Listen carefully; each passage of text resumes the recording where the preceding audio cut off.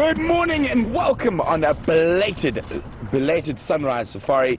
My name is Brent Smith and I have a VM on camera with me today. We have Kirsty and Tara in final control and Jamie and Andrew out on the other vehicle. Sorry about the gremlins, we really do apologize. Fortunately they seem to have been rectified, so a little bit of a late start. As you can see, very cloudy and overcast. That cold front we watched moving in has set in. But still quite warm, about 21 degrees Celsius, 70 Fahrenheit. For us, that's quite cold. As you can see, we've got jackets and jerseys on, but I'm sure for most of you, that's quite a pleasant day in the 70s in the Fahrenheit. But unfortunately, we've patrolled long and far in the last hour that we've been off, and the only set of tracks we found was leopard crossing into Torchwood. I think those tracks are actually from those leopards the guys found there last night. It looks like Quarantine by the size to me, and Quarantine and Imvula are on a kudu kill together in Torchwood. Also, there's a report of Kunuma down about 4.5 kilometers to the south of us, so he is around, just not visiting us. Unfortunately, we did a whole loop around that area that I think Karula's in, and there's still an incredible amount of elephants in there, so we weren't able to go for a walk and track in that area just yet, but we are going to slowly make our way back towards that area. There was also a report of cheetah tracks to the east of us, so we've checked our whole eastern boundary, no tracks coming in. Hopefully it might make an appearance on the sunset safari. Other than that, welcome. It is chilly and cold, as I said, for us. We're going to continue checking down. We're on our southern boundary at the moment, then we're going to head up our western boundary. Hopefully we will be able to find some tracks. So let's get going.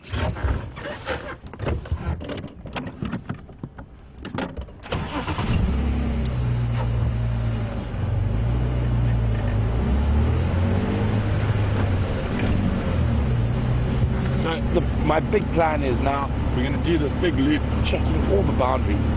If we get no luck with tracks on the boundaries, we're going to pop in, maybe go visit the hyena den, or if Jamie's closer, maybe she should go visit the hyena den. And oh, I'm just about to have a morning meeting. Excuse me, there's another vehicle approaching.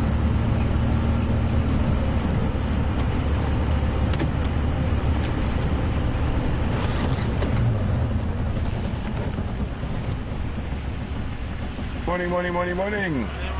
Brent. How are you involved? Yeah, good, good. Anything on safari now? I'm coming down with them. Come and go everywhere. Thanks. Enjoy. But no English. No English. Yeah. Okay, and come for. Okay. Cheers, guys. Yeah. So there's just a little quick update. Only elephants, and we know where there's a few herds of elephants on Juma already, so no tracks or anything, so I think we're going to stick to our original plan. I think those elephants might be in the region of the hyena den by the time we get into that area. An update on the lions, just in, I heard a little bit earlier that the 5 Birmingham boys have made a buffalo kill to the south and east of us, so I think we're going to be seeing them for a while. And no word on any of the lions at the moment. I haven't heard anything about the Nkahumas or the Styx prides. Hopefully during the drive I might get some more information about that.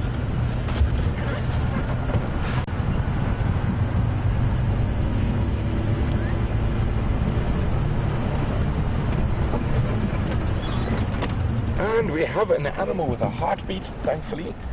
We have some impala. It has been quite slow this morning, apart from that herd of elephants we saw very early on.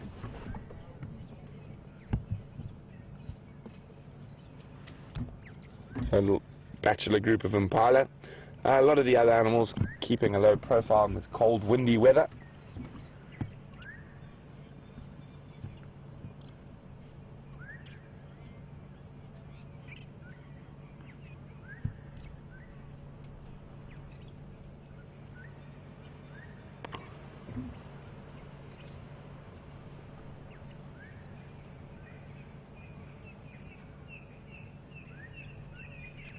Enjoying the nice green flush on the grass.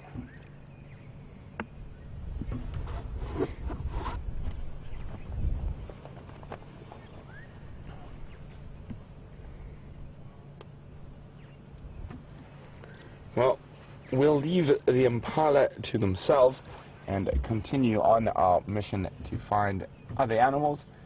And not too cold, so they haven't extended their fur. Some of them have. You can see that little shiver there, wrapping themselves in a nice warm air blanket.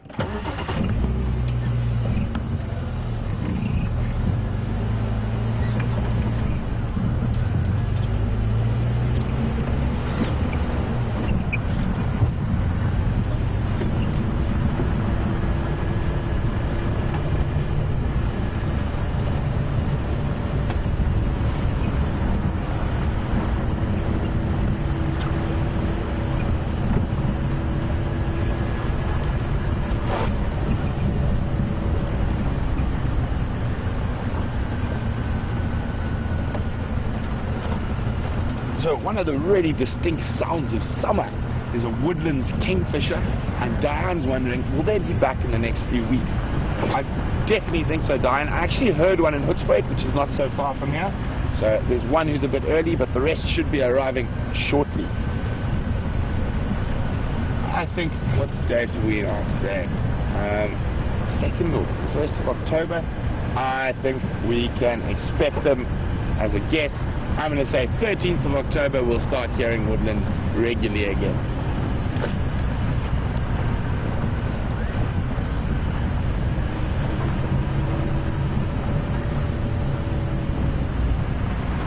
So what they've done is they've moved up into Central and West Africa, and there it would have been nice and wet, so there are a lot more bugs for them to eat because they're an insectivorous kingfisher. So as now we've had a little bit of rain and spring is about to end and full summer is about to arrive, there'll be a lot more kohos, which is a South African colloquialism for bugs, and so they should be arriving, I think, on the 13th of October is a safe bet. When do you think, Liam? When do you think the woodlands are going to be back? 2 weeks. Yeah, 2 weeks. So if Liam agrees, 2 weeks we should have some few woodlands kingfishers around.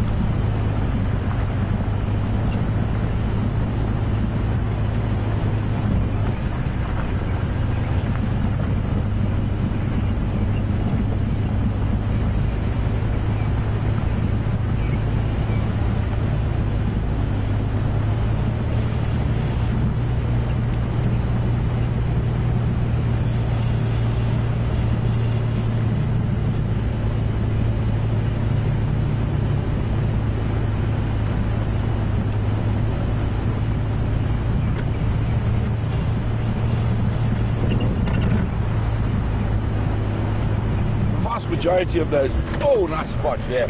Those kingfishers, though, I think will come closer to the end of October, beginning of November. And Liam has spotted a nice big kudu bull in the gap through the bush there.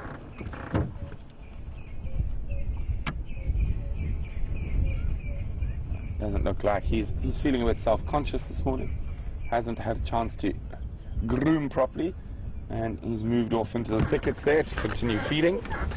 Well, having seen a nice kudu bull, that reminds me of a game we haven't played for a while. And so let's do that. So the kudu bull is a traffer-legged, which is a spiral-horned antelope. Who can tell me, apart from kudu, the other 3 spiral-horned antelope that we could possibly find in the Sabi Sands? So how many other traffer-leggeds or spiral-horned antelope can we find in the Sabi Sands apart from kudu? And remember to send your answers through to questions@wildearth.tv or use the hashtag SafariLive if you're on Twitter.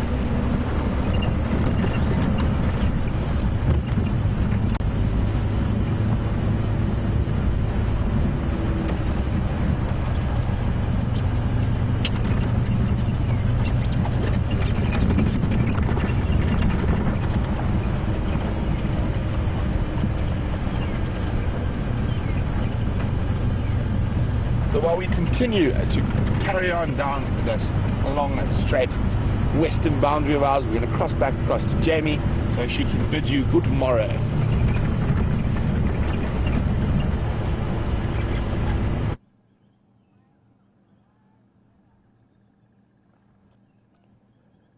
Well, good morning everyone and welcome to the sunrise safari. Slightly delayed start, but we are out and about and looking for all kinds of animals to show you, including our little steenbok male here. He's been foraging around with his mate. The female is there as well, but she's quite far into this block. It's very thick. It's amazing how things have changed over the last few weeks.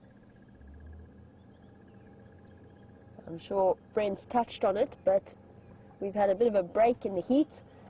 It's cool and cloudy this morning, which makes for a very nice change.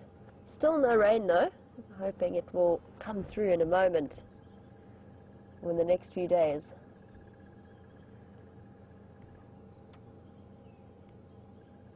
There we go. Last few glimpses of our little steenbok foraging around.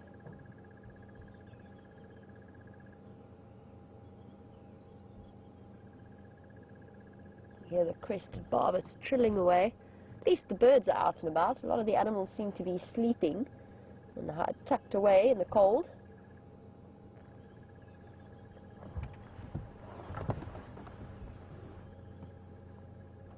Anyway, for those of you who don't know, my name is Jamie and I have Andrew the aardvark on camera with me. You can see our cloudy day here on Djuma and Arathusa Game Reserves in the Sabi Sands. I've been doing a circuit for the last hour or so around the western edge of Djuma. I'm still looking to see, I had tracks of a female leopard yesterday around this area. So I've been looking to see if I can figure out where she went from there. Still haven't found anything. I must have missed tracks somewhere going out. And I'm going to do one more loop on the roads I haven't yet driven and then continue on exploring the different areas.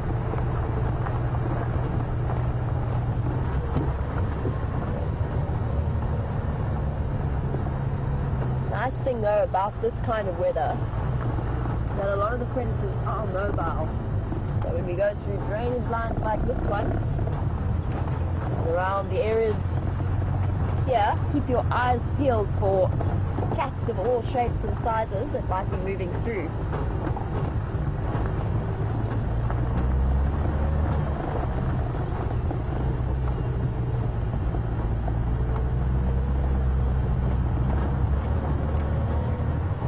Does really make for a nice change though, having a cool morning.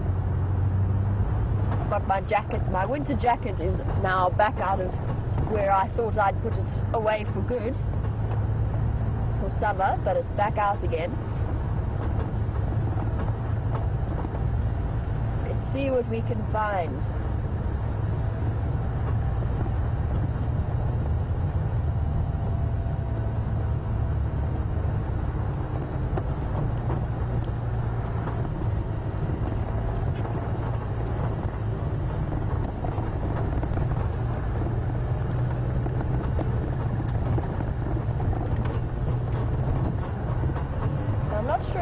Brent has shared this information with you yet. But yesterday we got an update that Mbula and Quarantine were both on Torchwood and they had a kill. I'm not sure what the kill was, but it seems as though Mbula is still there this morning. So good news for those of you, because we haven't seen him in quite a long time. It seems as though Tingana has shifted in Mbula's territory right out to the east, but he is still around, which is nice news, I'm sure, for all of the regular viewers. For those of you who are new and you're not sure what I'm talking about, Mbula is one of the dominant male leopards in this area. He's roughly just over 10 years old, or close to 11 now, and he used to be seen very regularly around Djuma. It's only in the last few months that a big male leopard known as Tingana has started really pushing Mbula out of his usual area and further towards the east. It also seems as though he was possibly sharing his kill with Quarantine. Quarantine is a young male leopard, one of the sons of Karula. And he obviously thinks himself to be the father, and there is a strong possibility that he is, which is why he's more tolerant of the company of the younger male.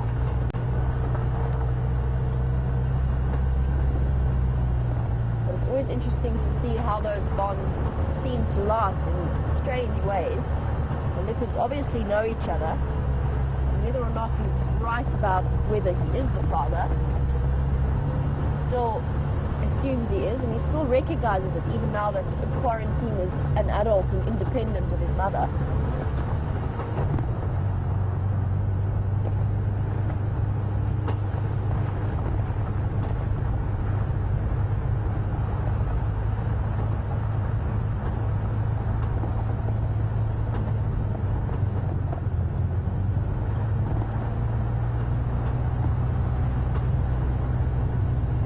John, absolutely. I would have thought that Quarantine was past the age where he should be sharing a kill with his father.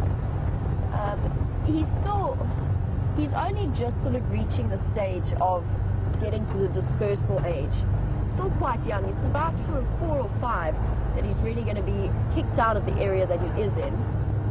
But that's why I basically mentioned it, is because it is so interesting that Mbula is still being tolerant of his young male son. Then it would be interesting to see how Mbula would have reacted to a female cub, or a female of that age, or his daughter of that age. But it will get to the stage in the next year or so where both Quarantine and Kuluma will be facing a time in their lives they have to move out and disperse away from the other leopards in this area. And it's a good way of preventing inbreeding, because a lot of the females in this area are related. Rulers' daughters have all formed territories around here, which is why it's important that the males head out and move much further afield to find mating opportunities. But still amazing to be able to enjoy. I still haven't seen Quarantine. I'm dying to see him. I've seen Kanuma once, very, very briefly at Buffelshoek Dam. But I've heard lots of stories about those two and what characters they were, or are. I would love to have a chance to see them. I'm keeping my fingers crossed that before they disappear off for good, they pay Juma a visit so that I can get to see them.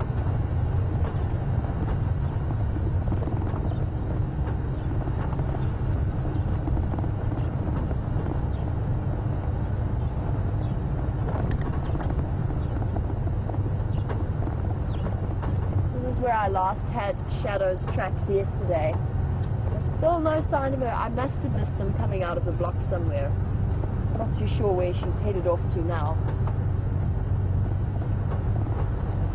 It is incredibly quiet this morning. It's amazing how on cloudy, windy days like this, it seems as though the game just melts into the bush and disappears.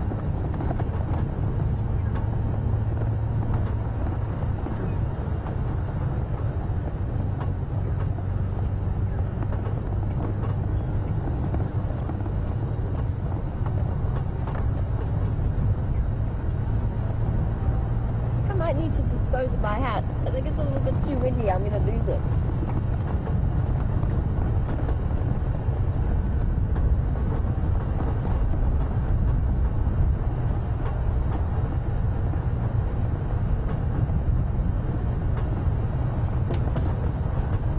Wind's howling.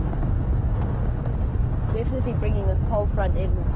Liam yesterday showed me a picture of some of the cloud covers that's coming across the country, and it is definitely a big cold front that's on its way.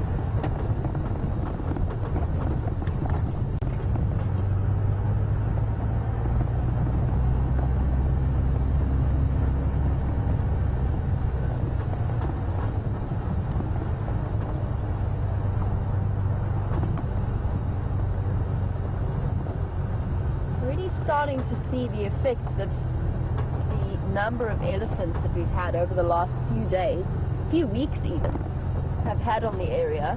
There's a lot of fresh elephant damage all around us. I'm going to find a nice example to show you.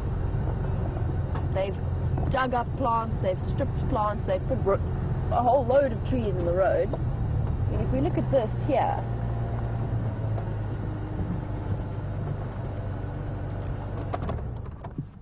judging by the stump that's left in the ground, this was an enormous tree. It was a fair-sized tree, and it is completely uprooted. Most of it's gone. You can see little patches of where they've gnawed on the roots at the top there.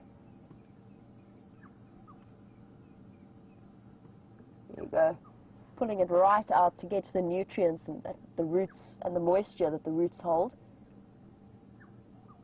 You can see it was quite a thick tree, but that is all that's left of it. And that's just one example, and we've had seemingly hundreds of elephants through. Yeah, they've dug the hole, they've kicked away the soil.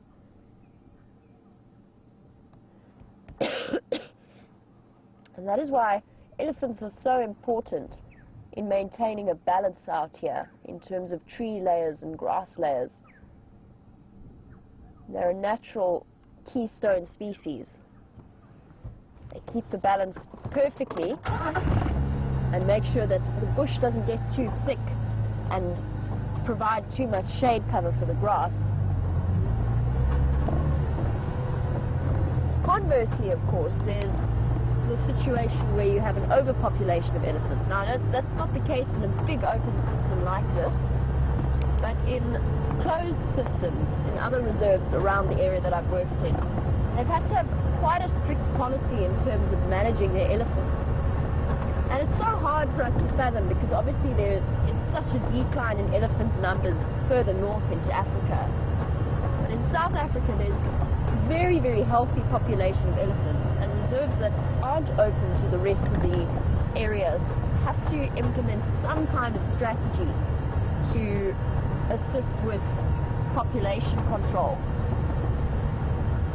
And one of those is a contraception program, and you have to be very, very careful because elephants are such complex creatures.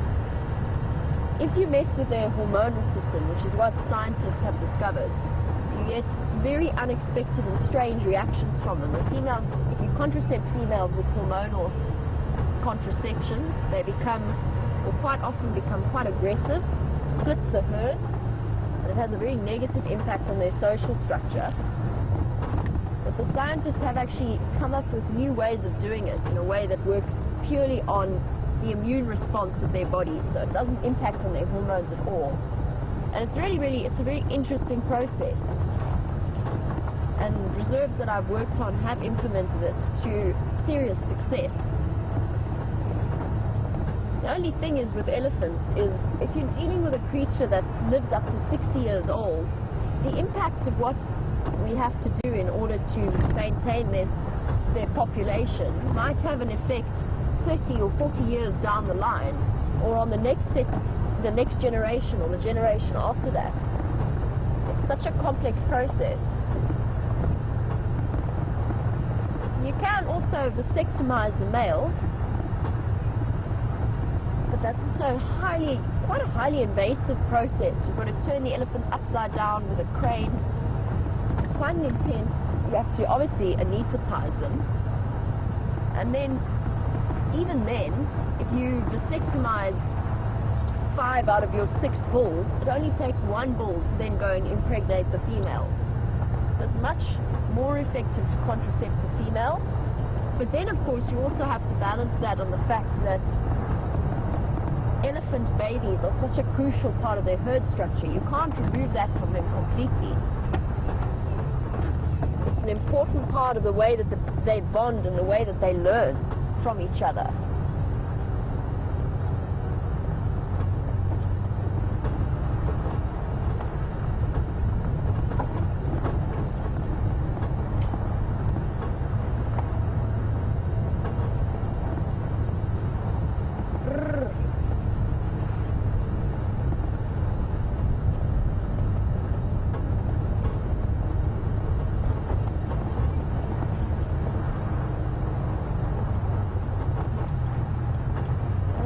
Hiding from us today.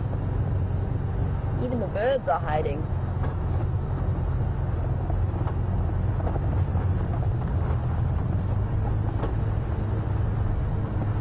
Hello, boys.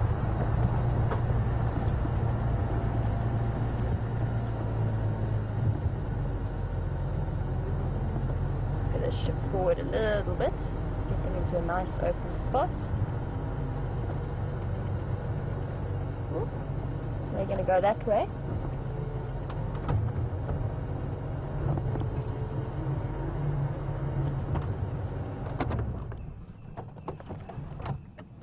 Hello, boys. Good morning.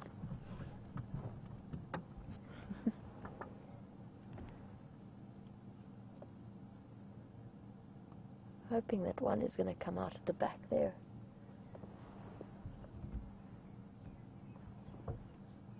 They're quite on edge, and I'm not sure if that's because it is so windy today that it's disrupting their senses slightly.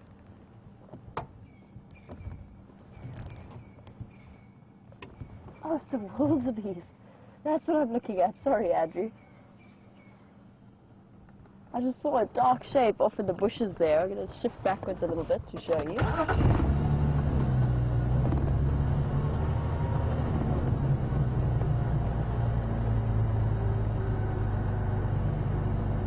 Oh, he's very much tucked away in there.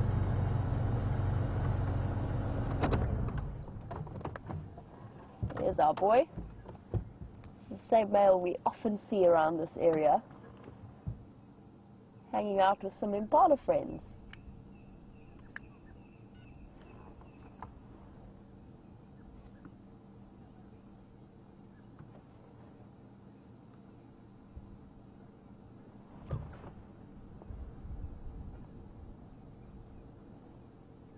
Very common to see these two species of animal hanging out together. Extra eyes make for better defense strategies.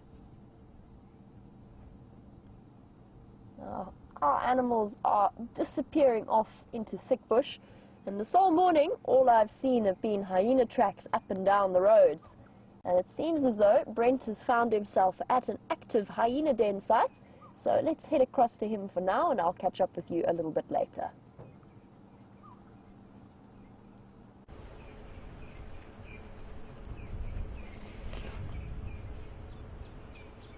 Welcome back, everyone. As you can see, we've made our way to the hyena den, which is active. We saw about 5 animals possibly, that are here at the moment. And here comes the little one from the right. We just make him out through the bush. Looks like some form of carcass was dragged back here. There's another one of the sort of youngsters. They're probably about 6-7 months old. The small little one, who's still quite dark, is off to the right. You can just make him out through the bush. So at least 5 hyenas around. There's another fat, sleepy one on the other side of the den. You can see losing that baby colouring now, becoming a miniature version of the adult.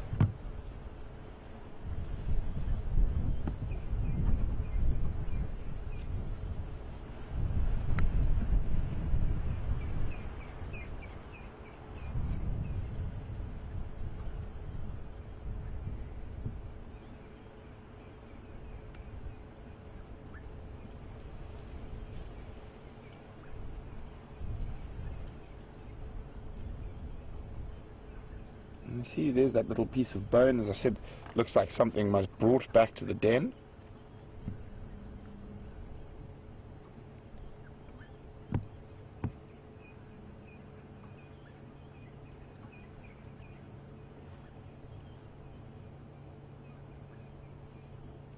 wonder what he's got there. At the moment, this is unfortunately the best view we have of the little one.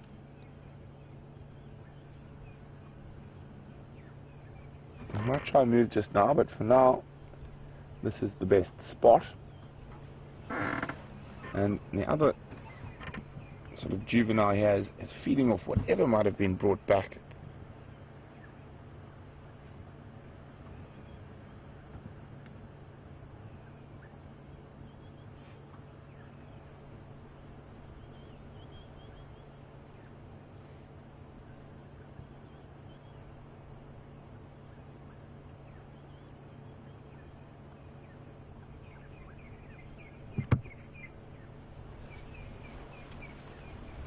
A nice cool morning for them.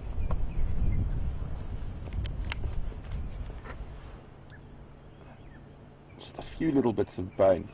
Now, it's amazing the difference between hyena dens, and specifically the brown and spotted hyena. I mean, you will find quite a lot of little shards of bone. Oh, there we go.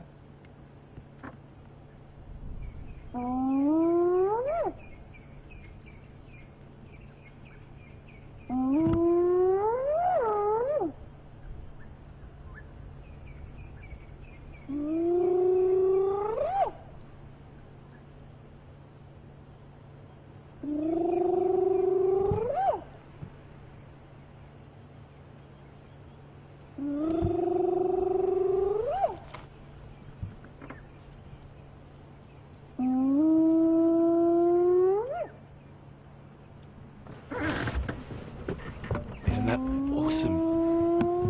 One of the hyenas is calling on the other side of the den. Let's try go around quickly.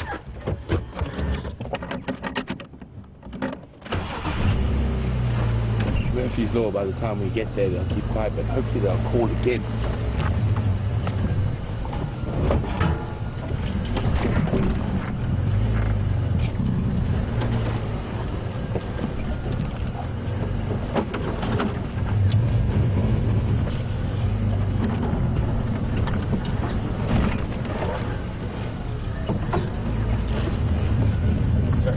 Stopped calling, but almost all of them have moved to the other side of the den, except for one sub-adult who took that little piece of bone and disappeared off into the bush that way.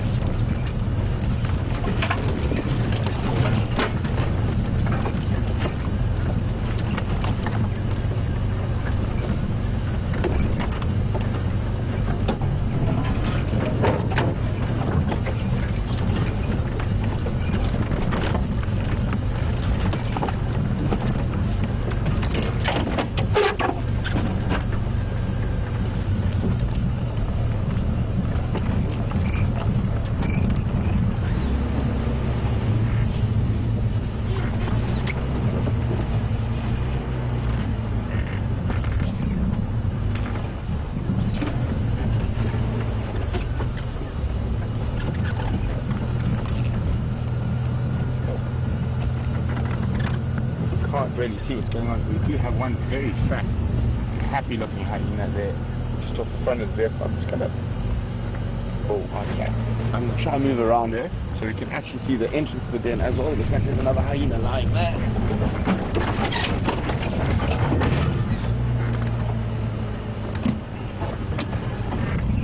Hold on, Vim.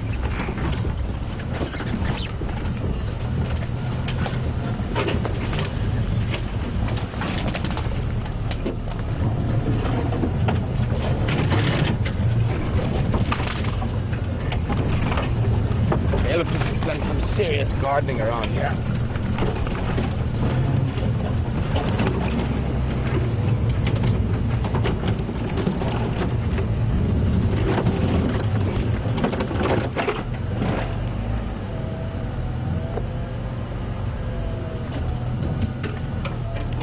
So it looks like the little one's suckling.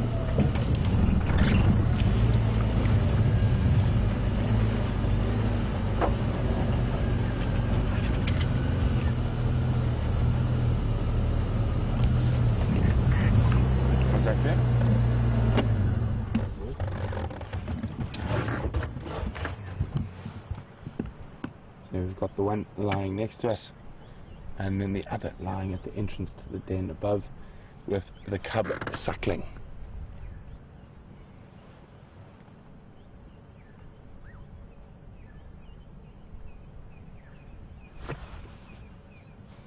Really nice open den site.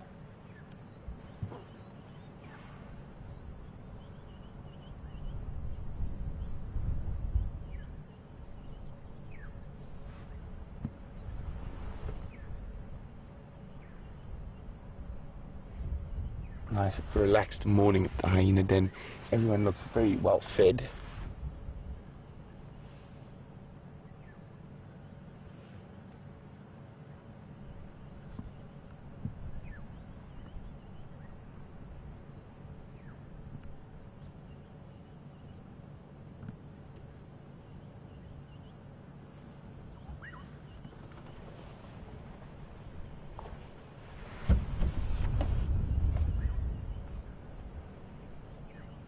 And a nice cool day like this will give them a respite from the flies, so the flies won't be as active.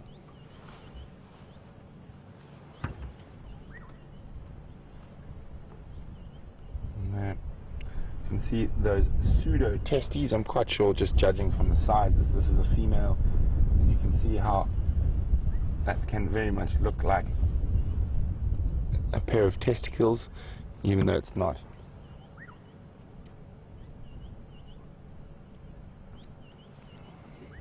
So that is an enlarged anal gland that is used for scent marking.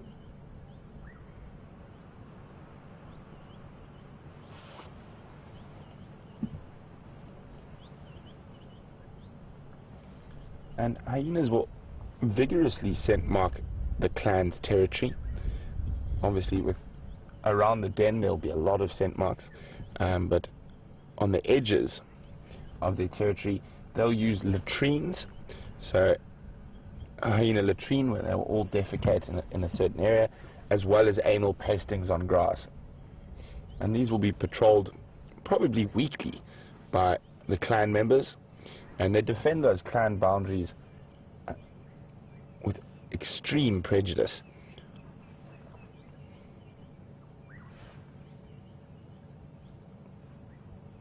So unlike lion and leopard territories where the boundary lines can be a bit blurred and there's lots of overlap between them, hyenas have a very defined territory, and they will defend it, as I said, with extreme prejudice against other hyenas.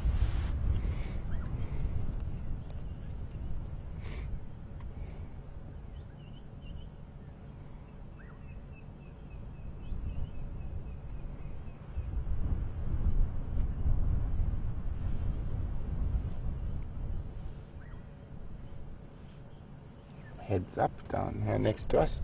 Oh, and head down. Maybe heard something, just lifted her head for a second. You can see, had a big meal, big fat belly, heavy breathing, digesting all that protein.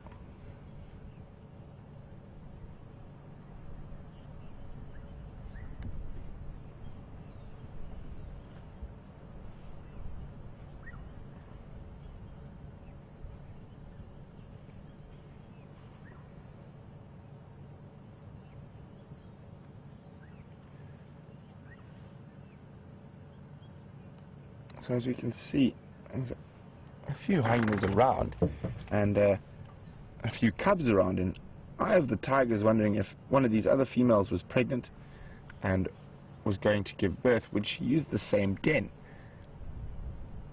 And sometimes female hyenas will give birth at a sort of a den a little bit away from the main den, and then within a day or two we'll bring them through to the main den. So yes, she would.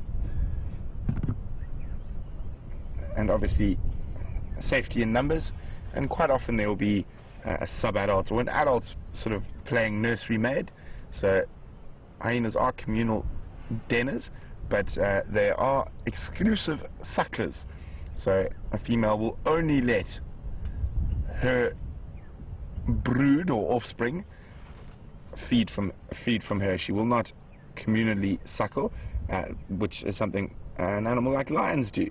So lions, if multiple females have cubs at the same time, they will let all the cubs from the pride suckle, whereas hyenas will only let their own cubs suckle.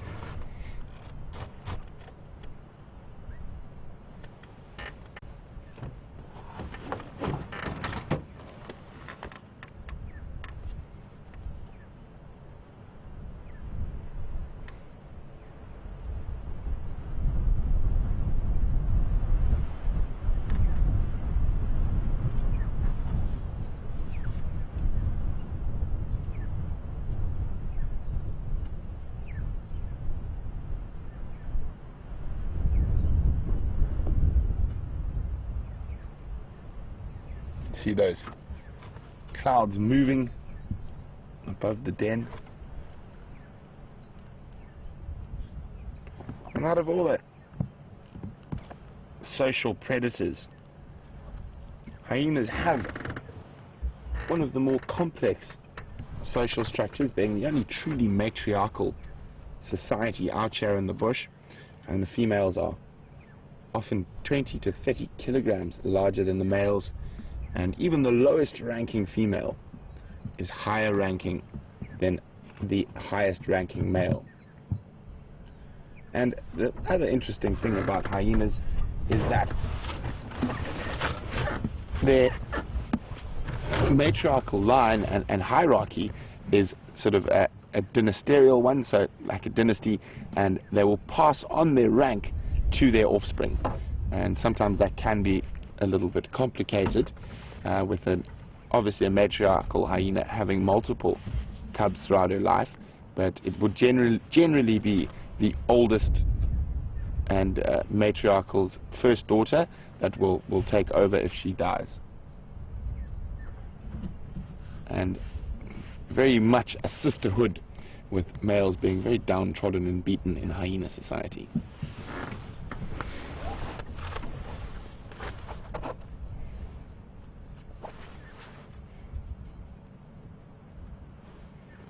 Sorry guys, just gonna let the other game drivers know the hyena den is active. Nisikaya off Aubrey's Road is active.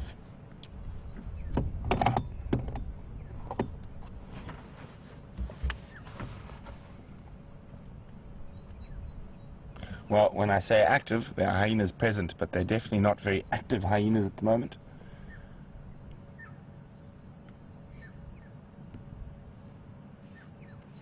Oh, here we go. We've got a little bit of movement. And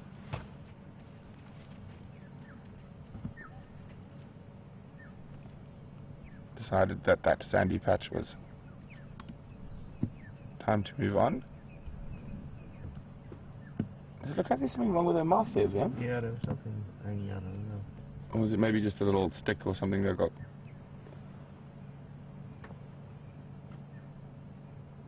Let's try to have a look. You can see there's something there. I'm not sure whether it's a possible injury. Nah, it's just a leaf. Oh, are we going to get a bit of greeting?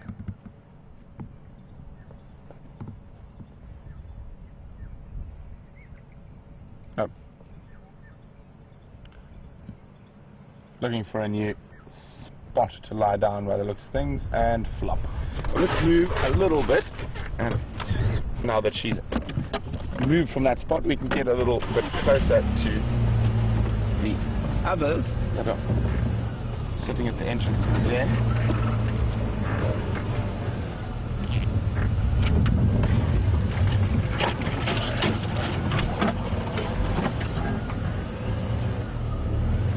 So while we move around to get into a better spot, we're going to cross to Jamie quickly.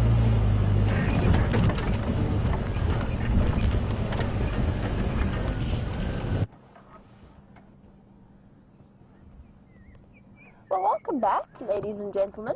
And I've just stopped right next to this huge marula tree to show you something very cool. Now, we see these animals doing it a lot, but we never really stop and look at what's left behind.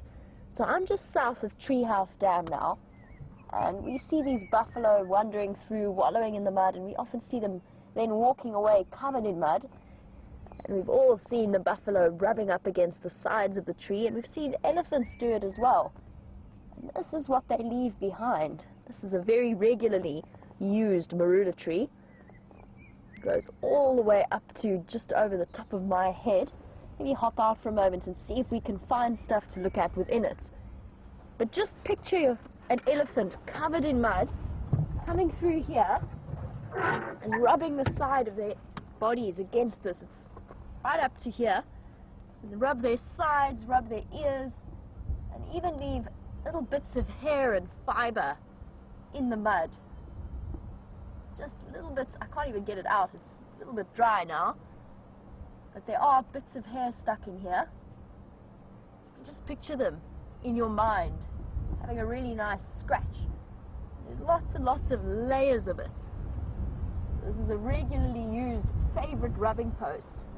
All the way from the little warthogs who come all the way down, and then the buffalo, and up to the elephant size. It's one of their favorite patches to be, quite clearly. You've got nice layers and different levels as they've come through. One of the things I was looking for that I can't seem to find is quite often when you find these mud rubbing posts, just like this one, you also get to see the little parasites and ticks that the buffalo have rubbed off in there. Generally not with elephant, which might explain why we can't see it here. But you get to see them trapped in the mud, and that's how they help to get rid of all of their itchy points on their mud rubbings.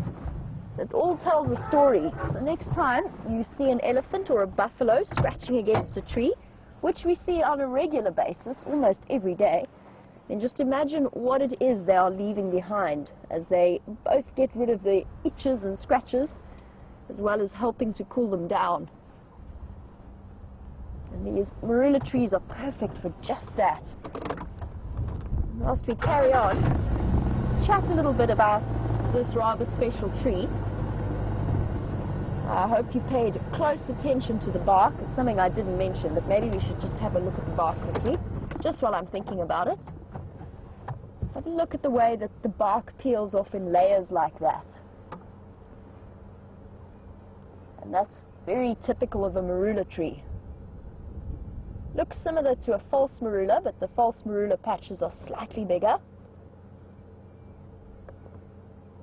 And whenever you see bits, it's almost like it's been, I had it once described to me like it's been scooped out with an ice cream scoop or a spoon. Bark's just been scraped away. These trees are so useful for the animals out here. And in the next few weeks, we're going to see them being targeted more and more by the various things like elephants and the monkeys, and that's because they're going to start fruiting soon. I suspect this one might be a male, but they do come with female and males on separate trees, therefore you get fruit on only some of the trees. And they are very, very high in vitamin C content. Very valuable fruits at a time when everything starts to get a little bit dry again.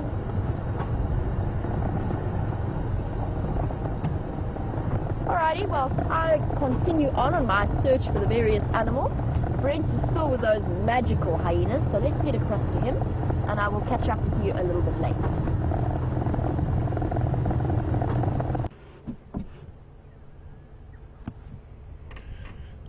Welcome back. So we're sitting with the other two hyenas here, the ones that were behind the one lying close to us. As you can see, the cub is suckling, but there's still not much action happening.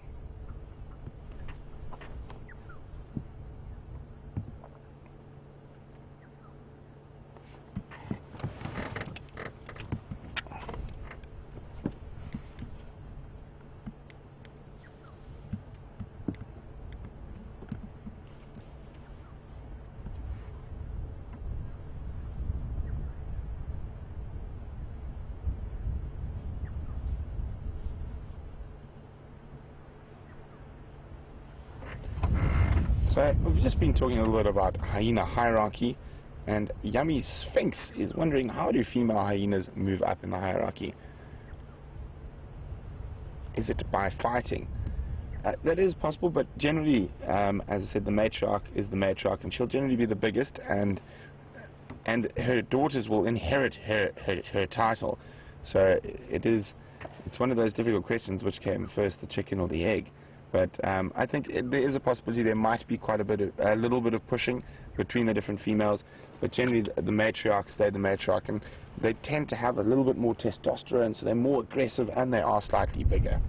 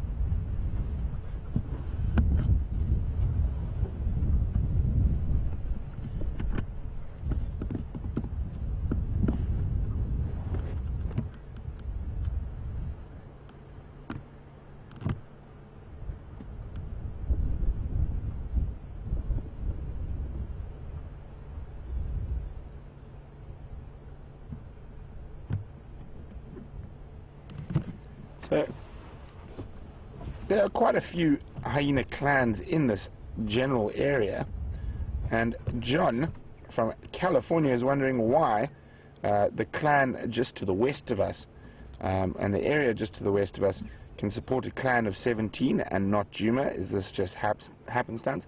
Well, you'll find that with a lot of these things that the clan sizes will change over time and whatnot, and they'll go through periods of birth peaks and not so much birth peaks. But I think the Juma clan is probably not too far off 17 in total.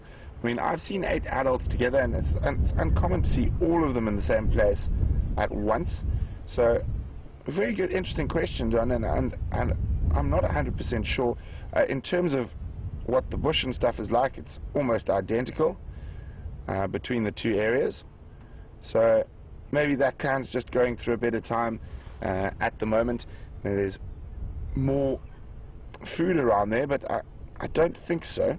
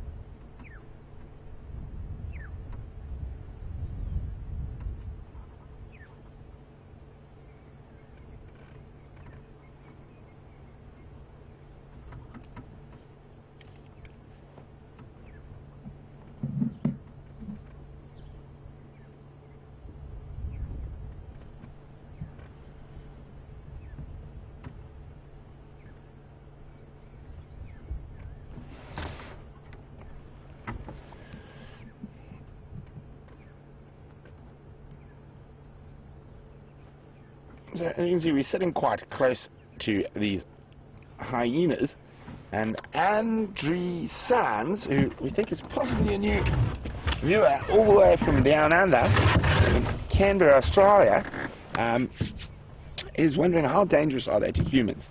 Well, that's a very interesting question. Normally, absolutely not at all. So from a vehicle like this, as you can see, absolutely no threat. Even if you're walking through the bush, no threat. At night, even then, not really a threat. The only time hyenas are a real danger to humans is if you are silly and fall asleep with your door open. They will take advantage of you when you are asleep or obviously injured. But hyenas have been scavenging off humans or hominids since there have been humans and hominids. So they've had a long history, and modern day hyenas evolved at about the same time we did, which is between 160 and 200,000 years ago. And us, we're quite messy eaters, and we would leave a lot of bones and rubbish and have those sort of middens, they're called now, of all our food and our waste. I think these days we call them rubbish dumps, but if in paleoanthropological terms, called middens. So, and hyenas would have obviously utilized this as a food source, and they still do that today. So they have quite a slightly different relationship with us to a lot of animals. They actively will seek out human habitation because we are so messy and wasteful to take advantage of our middens. But they can be dangerous also to small children, but to an adult human, unless you're asleep or very badly injured, they're not a danger at all. And it doesn't look like they have moved an inch.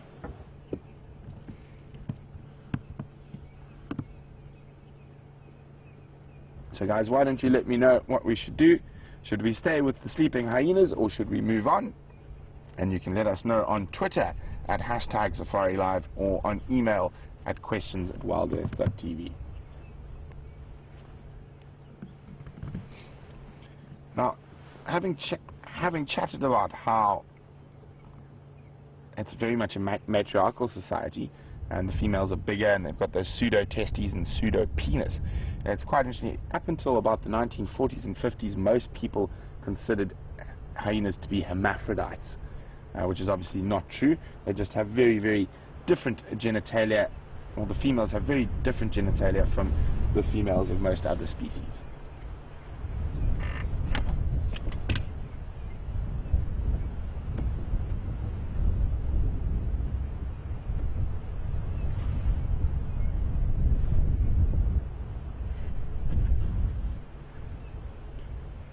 So most definitely a female we're looking at there as her cub suckles. And Carol's wondering where are all the males? Well, Carol, they're around. There could be, what happens quite often with a den like this is a lot of the animals will be lying up in close vicinity, especially on a day like this, but they could be up to 50, 60 meters apart, or if they've been out foraging far from the den, they'll often just find a bush to bed down in for the night. So the males are around, but none currently at the den. So we've just got that female. Is that other female still sleeping in the hole she dug on the other side? So there was one that was right next to us, and she's just moved a little bit, and we'll try and get you a view. She's under that red bush willow there. Liam's going to try see if you can spot her through the grass. So you can just make out her body. There she is. So you'll probably find within 200, 300 meters of us, there's quite a few hyena that'll be sleeping like that under a bush. And with the males, because of the females being here, they will come around the den quite often, but they will try not spend too much time there because they do get beaten by the ladies quite often. So definitely not the best life being a male hyena. But it is always wonderful to be able to have a den, and we get to see such interesting behavior around the den, although they are not doing it this morning. They are very much sleeping. And it is that type of weather. It is sort of cuddle down and climb under a blanket weather, but the hyenas have seemed to have got the right idea. And that's obviously, of course, because they've been feeding well. You can see most animals we've seen here are really well fed. And there was that youngster who had some bones that he was eating, so there probably was a carcass that was brought back here in the last sort of 24 hours.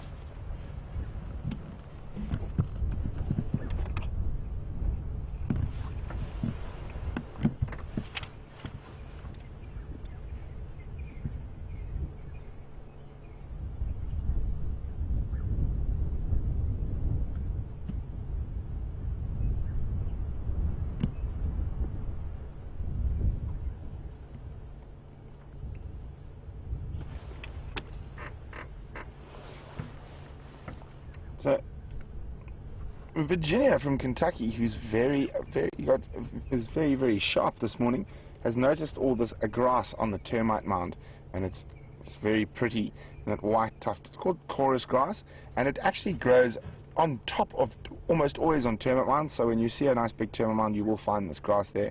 And Virginia would also like to know, is there any use for it? Or a few animals will browse on it. It is not a great in terms of nutrient grass species, but I've seen elephants eat it, I've seen buffalo eat it, so it is browsed or grazed on by a few species, but it is of no huge importance to any of the mammals. Fluttering in the wind.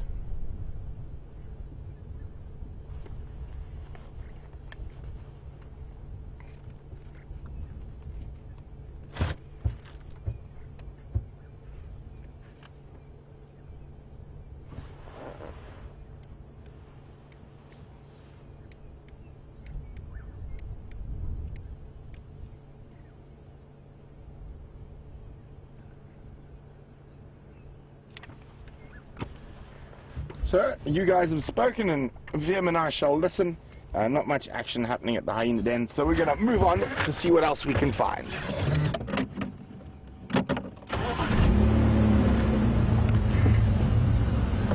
Bye-bye, hello hyenas. I'm just going to let the game drivers know I'm leaving. If Nisikaya of Aubrey's is active, I'm leaving it with 2 adults visible and 1 monk in the plant.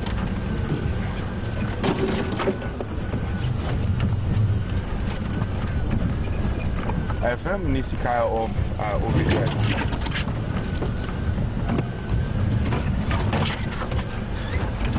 So, I think we're going to have another little gamble at Madame Karula. I know she's hiding in there somewhere, and we're not going to give up till we find her.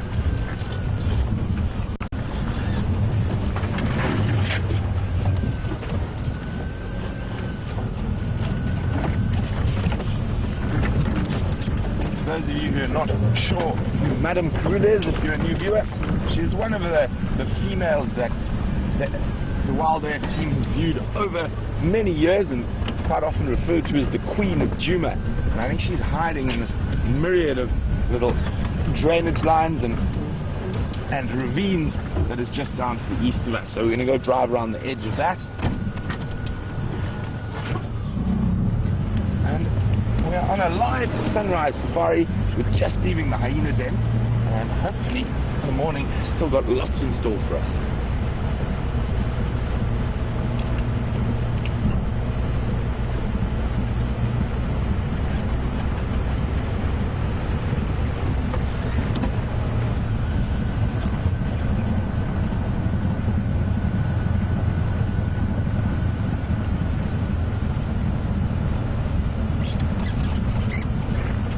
So we've got some questions in from the antelope quiz, some answers from the antelope quiz. Oh, and it sounds like everyone's forgotten. So there are some correct ones, but someone said impala, which is not a spiral-horned antelope.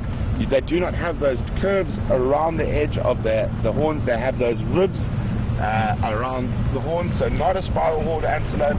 But a lot of you did get it right. Linda, Georgian, and a few others. And the other traphelagid or spiral-horned antelopes that occur in the Sabi Sands are Inyala, bushbuck, and one we don't really see too often. I've never seen one in the Sabi Sands myself personally, but I have heard of them being seen towards the Kruger Park boundary, and that is eland.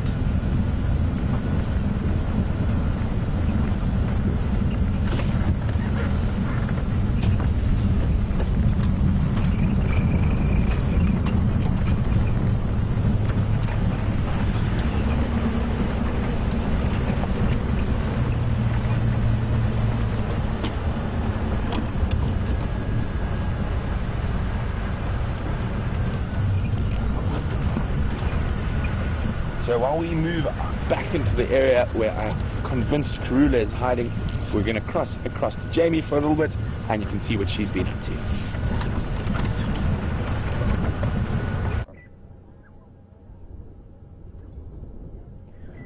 Welcome back, everybody.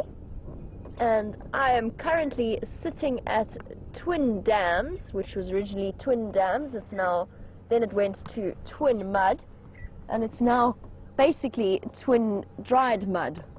There's absolutely no water left at all. Now just picture this place a couple of months ago that was full of catfish. There were catfish swimming everywhere, and then as it started to shrink, they were all wriggling in the mud, much like they're doing now at Djuma Dam. And now just have a look at this expanse of churned up mud, and somewhere underneath that all there are living catfish tucked away in the mud, hiding in their mucus layers with little breathing holes. It's actually really hard to imagine that there are living fish under there. It's incredible to think about. And I see that the elephants have been through here at some point recently. They've churned up the mud and deposited some fresh dung as well. So they've been through here. And you can imagine being a catfish with 5 tons of elephant walking over you. I wonder what the percentage of them actually survive from those that duck under and hide themselves in the mud to escape these dry seasons. And even though we've got a little bit of relief from the hot temperatures we've been experiencing, this area should average about 500 mils of rain a year, if not more. And we got a better hope that we get it, because last year it was probably about 100 mils or so of rain that we got on average, between 100 to 150, so about a fifth of what we should have had. And if we face another dry season now, then things like the poor catfish who are hiding away in the hopes of rain are going to struggle to survive for another dry season. Alrighty, well, it's all quiet here at Twin Dams.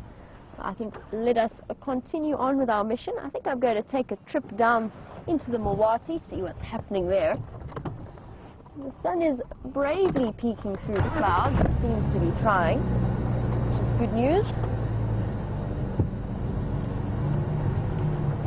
But I think we're going to be in for a couple of cloudy days.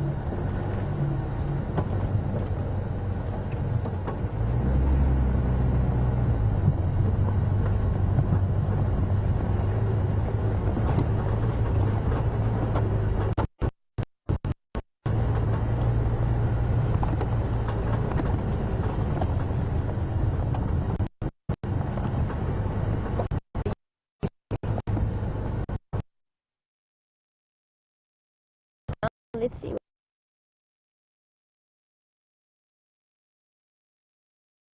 I don't want to go too much closer in case they disappear off. I think they're busy raiding the various pieces of dung for termites. They're looking a little bit windswept as well, like most of the animals out here. One on the right's definitely got something in his beak. What he got? I love watching them run. There's something so prehistoric about it. We so often see them perched and flying, but I love watching the way that their little legs work. Ooh, caught something. After the termites in the dung, I think.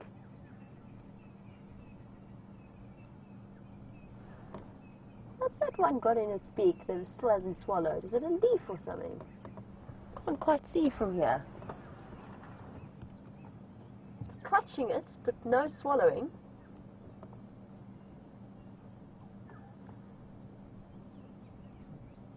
Now it's interesting at this time of year, with bonded pairs like these two red-billed hornbills.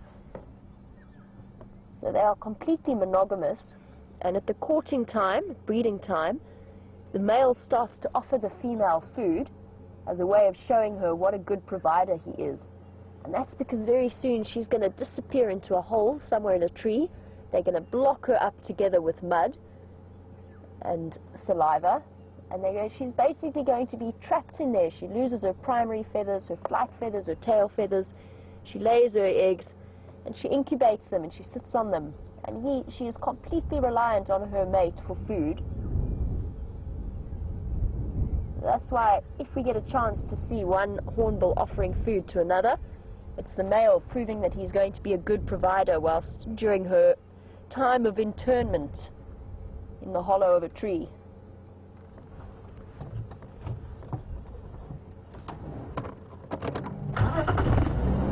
Shifted off the road.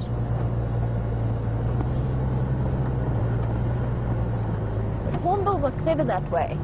So you can imagine if she loses her feathers and she tucks herself away in a hole in the nest, what happens then if her male mate gets struck by something like a goshawk and can't bring her food anymore? Well, luckily, very often, she will have last year's offspring who will also be giving a hand in terms of feeding her. So even if something happens to the male, she'll still have a source of food until her feathers grow back, and then she can break out of the nest and return to helping to care for the chicks. Hornbills are amazing creatures. We don't always stop to really examine them properly. They've got such complex little worlds that they live in.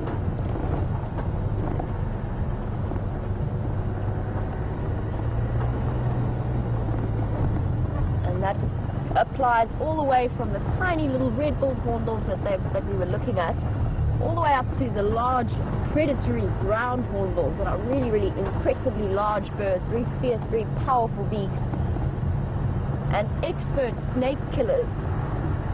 Now, Janine, you were wondering if we see any snakes or if we see many snakes. We went for a patch where we saw quite a few. There was 3 in one day in the camp that I was staying at. And I'm pretty sure we still have our red-lipped herald living somewhere in the bathroom at Inger's.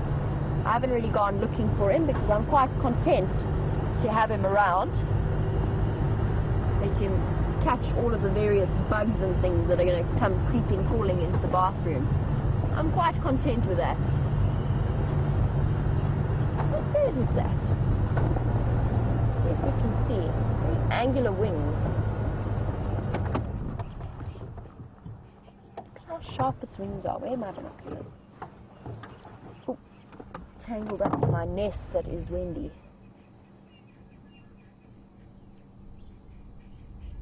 Rocking side to side motion. But it's not a batelier, it's got a nice long tail.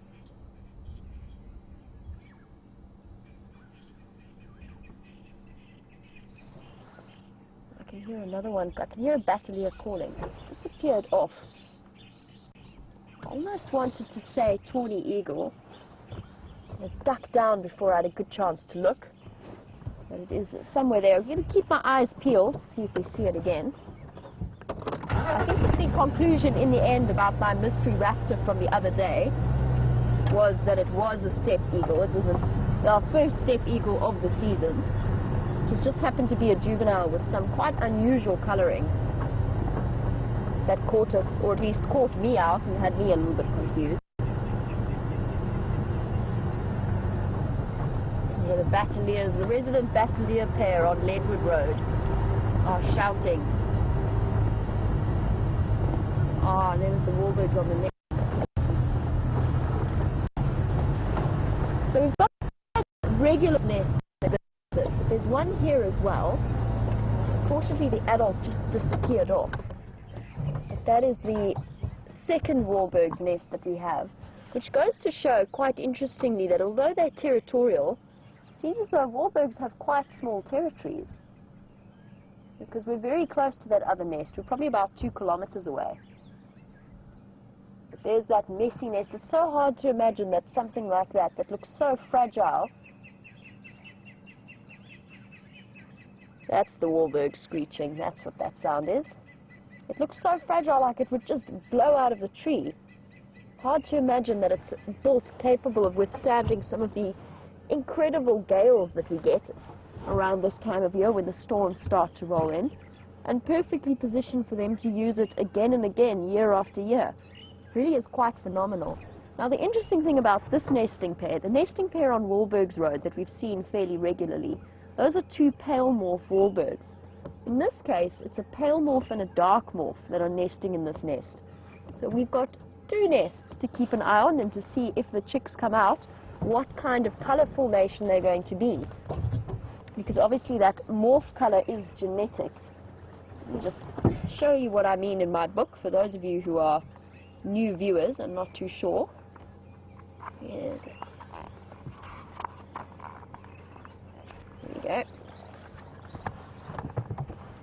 So this is the little eagle that I'm talking about. It's a migratory species and quite small.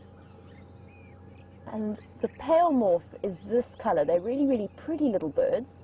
Beautiful square tails and a little crested head. And about 5 to 10% of them are this pale color. The rest of them are either the darkish color or the slightly lighter brown.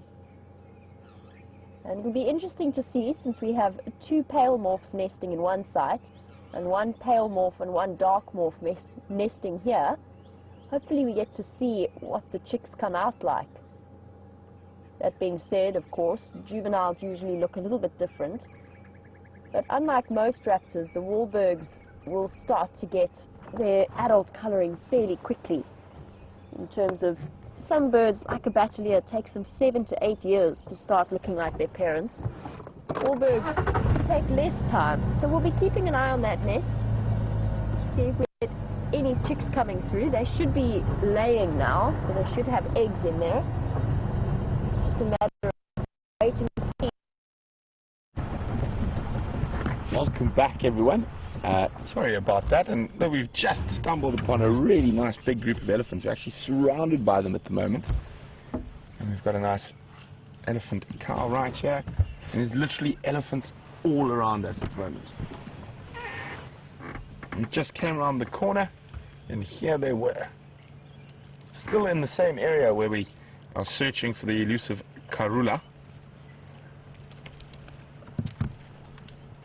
And they're busy dismantling this Acacia gerardi, or red thorn.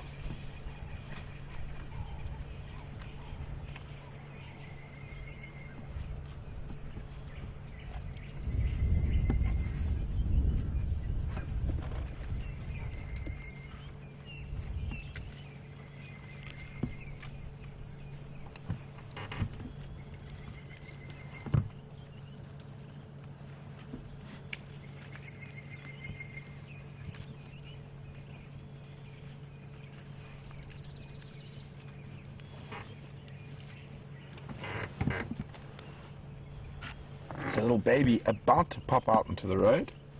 Not that one. Coming shortly. Just pop his head there. He gave us one of those I'm a very big elephant looks through the bush as he made his way towards the road. So you can see there's just ellies everywhere at the moment.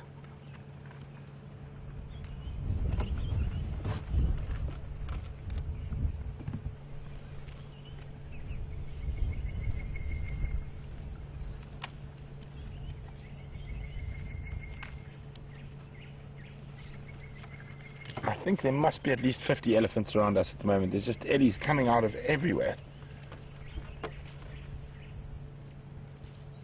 Oh, I haven't seen, to the left of her in quite a long time. We have seen her before, with that very distinct inverted tusk.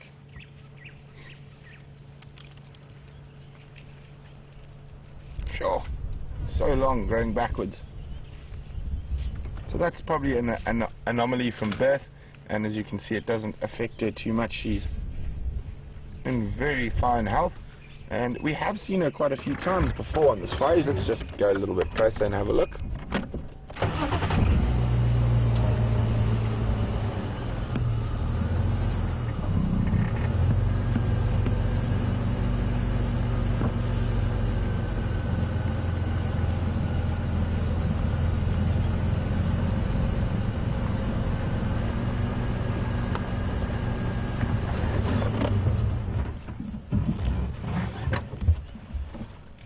There we go, you can see that very distinct.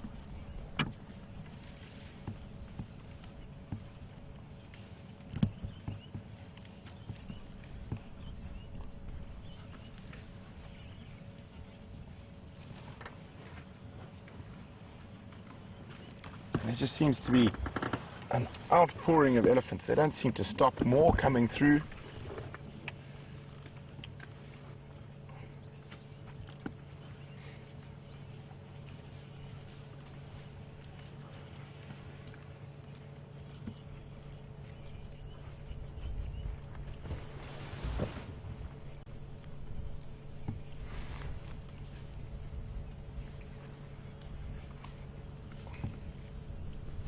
Nice long tusks on that female there.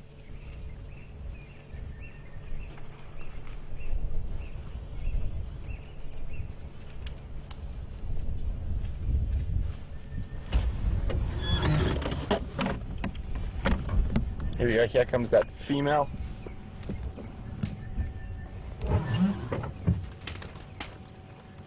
You can see that actually very interesting little groove in that tusk, so she has used it. And strangely enough, the only other time I've seen an elephant with a groove like that in a tusk was oh, upset. Little argument there. With a little groove like that in the tusk it was a very good fence breaker. So what she used to do is use a little groove in the tusk like that and put that into her electric fence. So obviously she wasn't getting shocked by the fence, and then she would just bing. So I wonder if that female knows how to get through an electric fence using that little groove that's been worn into that tusk. I'm going to try and get us a closer view of it. So let's move in, because the ellies are moving across the road.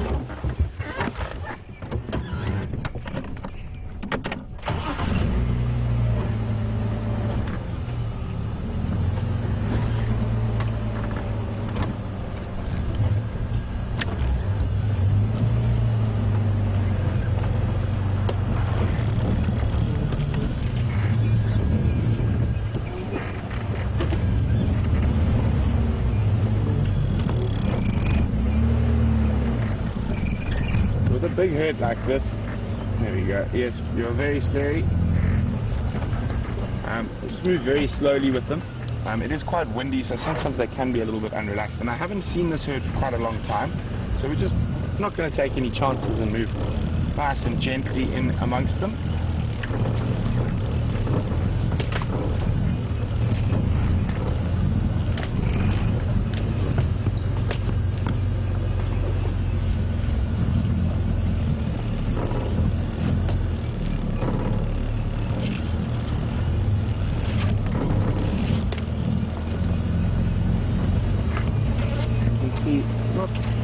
There we go. So again, even though some of the smaller ones might get a bit upset, we watch this big female. This one with the inverted tusk, and the time I've watched this herd, she looks to be one of the senior, or not, if not matriarch of this big herd. Turn your head a little bit so we can see that groove.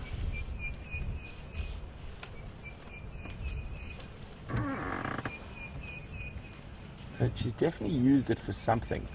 Otherwise, it wouldn't have that very distinct wear. And to me, it does look like maybe she is a electric fence snapper.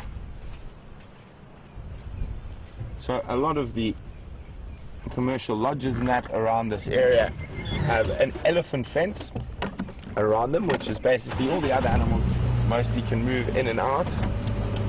But they have a sort of very high elephant fence. I mean, she's tall enough that she could lift her head and just ding, pop that electric fence. And you generally find those fence snappers will do it during the very dry winter months, because a lot of the lodges will water the gardens and whatnot, and it is very tempting for an elephant to get inside where there's lots of lush green and greenery, where the rest of the bushes are very dry and desolate.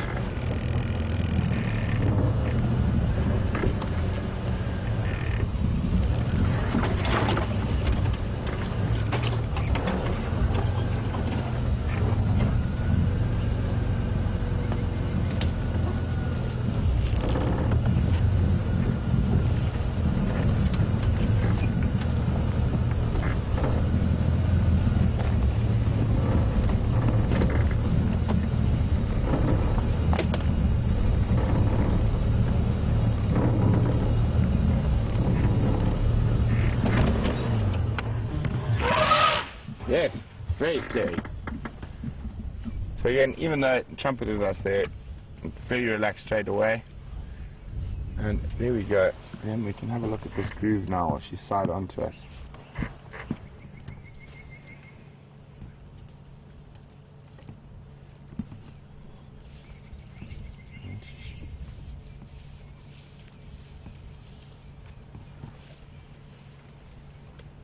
Just catching a glimpse of it every now and then.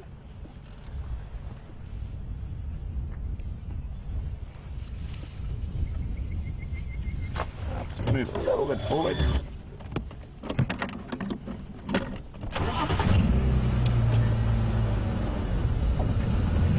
Ellies everywhere.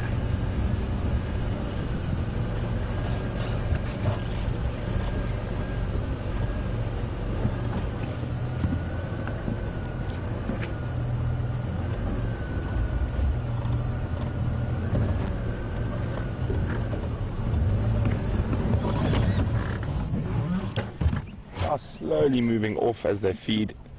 Not moving off because of us, just moving. And they do move quite a bit during the day while they feed.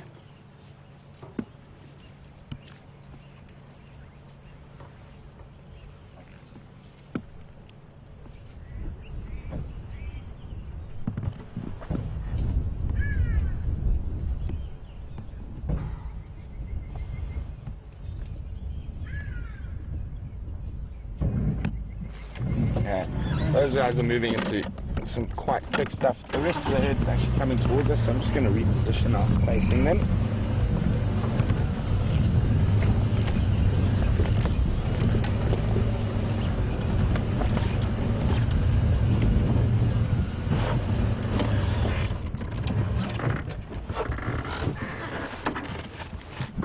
Hopefully they're going to walk right past us while we sit here patiently.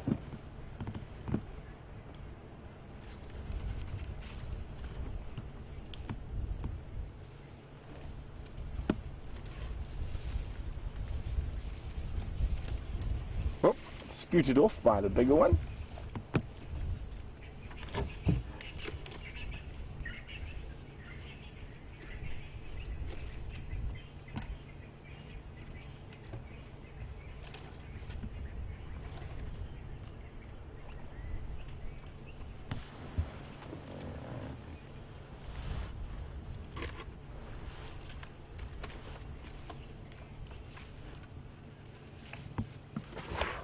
Just letting us know she's here.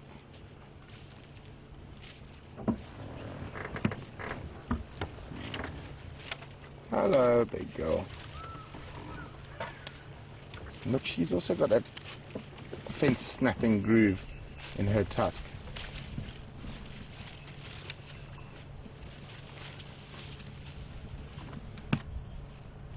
Off they go. We're right on the edge of the herd now, and the rest of them are moving through. We've still got a few. There's another one with a bit of some floppy ears, that little guy there.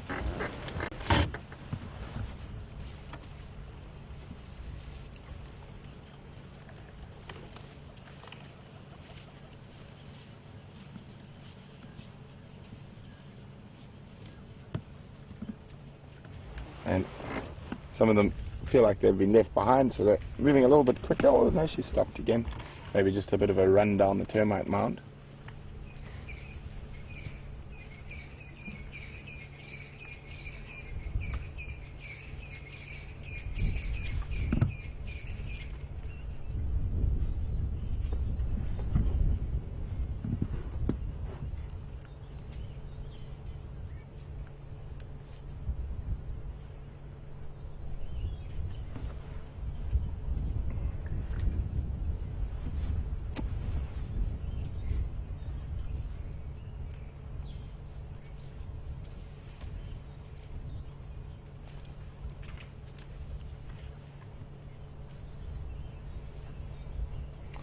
So the herd's not 100% relaxed. A lot of them are a little bit jumpy, and that could be to do with the wind and the weather. They are moving into some quite thick bush, and with quite a few of the animals not being 100% relaxed, I'm not going to continue on. There's no need to harass them, and that's how you get into trouble with animals, if you push them once they've let us know that their boundaries aren't 100% today. So the boundary today is a little bit bigger with this wind and especially in thick bush, so no need to harass them any further. We've had a nice sighting. We got to see some interesting little grooves in those tusks, and very, very interesting that there's two big females in the same group that do have that. And maybe it's not from a fence, maybe it's from some particular thing they feed on, but it's fascinating, and I definitely have to ponder on that for a while. So we're going to let the ellies move off into this thick bush. We're going to head back towards the road now.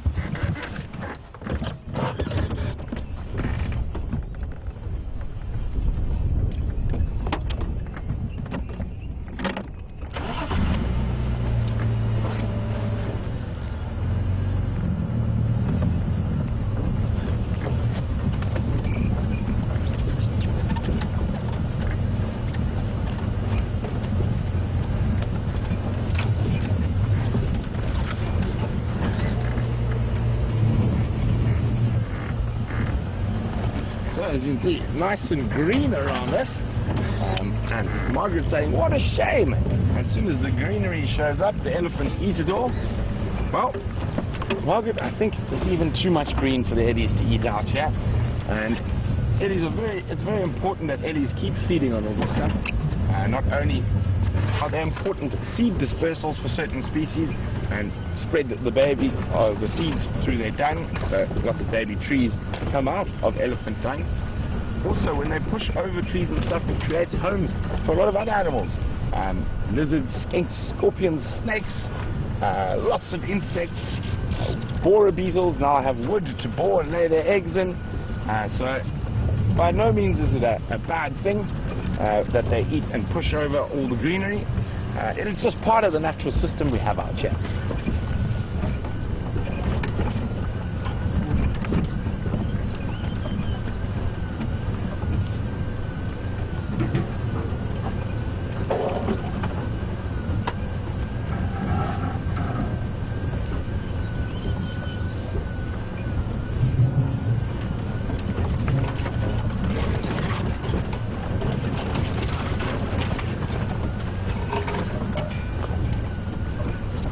We had that nice little trumpet at us, and Christopher, who's from Arizona, says that's the first time he's heard an elephant trumpet, and thanks all. I enjoyed it too, Christopher. Christopher's also quite a new viewer, so welcome to the live safaris, Christopher, and I hope you keep joining us on the sunset and sunrise safaris.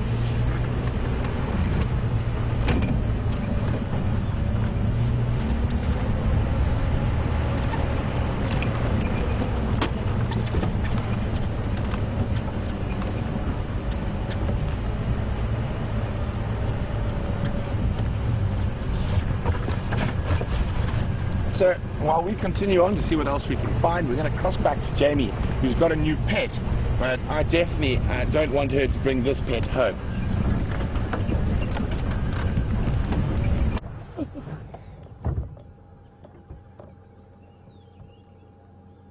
Welcome back, and never fear, I have absolutely no intention of bringing this little guy home, or at least not intentionally anyway. You never know where he might try and crawl off to in a moment. But look at this amazing coloured tick. Isn't he incredible? Now, I'm not too sure which species of tick this is. It's one of the big ones, probably something like a bont tick or a red tick. Maybe you guys can have a look and see if you can figure it out. And you can send that through to #SafariLive on Twitter, or you can email through to questions@wildearth.tv. But let's just have a nice close look at this little guy. I'm trying to do this in a way that doesn't disrupt him too much. But just have a look. There's his 6 legs, so 3 on each side. And his incredible little antenna. And if I try and turn him around, come on, buddy. Oh dear. Oh dear. Oh dear. He might be coming home with us. Disappeared into the footwell of the car. That's not ideal. Where did you go? We kept you.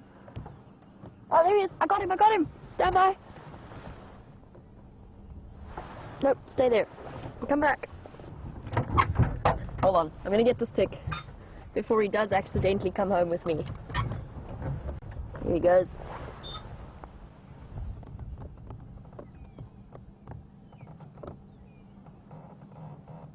I am going to release him back into the wild once I'm done with him. There we go. Yay! That was close. He almost did make it home. There he goes. Stop there. Okay, so let's have a look at his mouth parts, which was actually what I was going to get hold of him for, and chat a little bit about their life cycle. So there he goes, crawling along. So he's not going to stick. He was sleeping so nicely for us earlier, but he just doesn't want to cooperate. This is one of the large species ticks, so this is the kind of tick that you'd find not on a little antelope, but on something big like an inyala, or even a buffalo. Listen, buddy, it's okay. It's okay. Come. I'm going to release you back to your grass blade. But interestingly enough, I got asked a question about their ticks' different life cycles. So this guy was on a blade of grass that happened to be in the car, and I think has dropped off one of his hosts. There he is, he's just playing. He's gone back to sleep, or pretending to be asleep. There you can see his mouth parts. I'm going to start to get up soon. But as I said, there's ticks with different life cycles. In this case, it'll be a 2 life cycles tick. So when he's a larva, he attaches onto a host, then drops off, and turns into this giant creature, which then sits on a blade of grass, waiting for another possible host, hopefully not me, to come through and attach himself to. And then it'll feed and then drop off, breed with a male, and then die. I don't know if this is a female or a male tick. It's hard to tell. But they have very, very interesting life cycles. And since he is being so kindly sleepy now and playing dead, we can have a look at the spot patterns on him. He's really quite incredible. I'm going to shift slightly closer so that we can see him. Here we go. Very, very interesting little thing. Alright. His legs are shifting. I think he's ready to be up and about soon.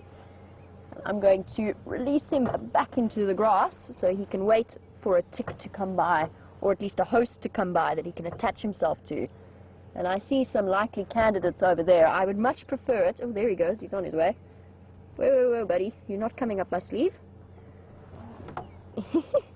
No, not up my sleeve. This tick has turned into quite the artist of escaping. Stay where you are. Okay, I promise I'm letting you back onto your grass. There we go. Okay, buddy. Onto a blade of grass. You are more than welcome to stay there and not return. Disappeared down into the depths of the grass there. Oh, that was quite the tick experience. Interesting creature. Now I said I'd spotted some possible hosts. There's a couple of male Inyala off to our left, also tucked away in some thick bush. Now I have a confession to make. I'm not the world's biggest fan of ticks. They have a way of invading personal space in quite the most disagreeable of manners at times. You find them attached to odd places, but they are completely necessary in the life cycle out here. So when an animal's sick or injured and it's time for it to be taken out of the environment that it's in, they help to just add an additional pest load that weakens it quicker and makes it easy prey for hungry lions and leopards.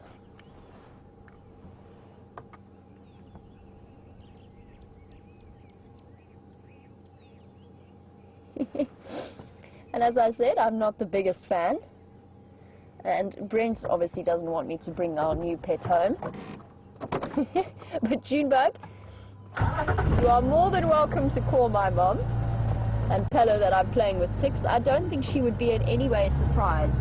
I think that she has got to the point now where she's quite accepted the strange things that her daughter occasionally does.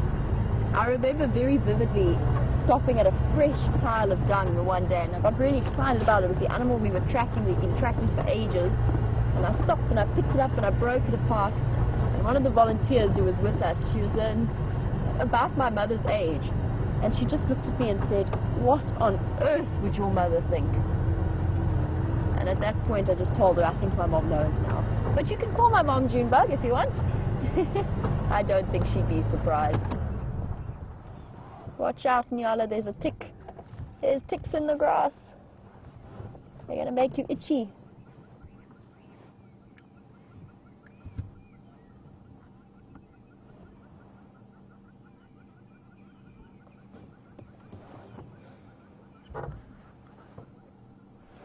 Now, originally I mentioned that it was on a blade of grass, and I must have walked past or brushed past it because all of a sudden I felt something crawling up my leg. So for Margaret and Lynn, you wanted to know how I found it. That was how I found it. It was on its way to establishing itself in a place I didn't really want it to establish itself, making its way up my leg. Peeking out of the side there, Nyala.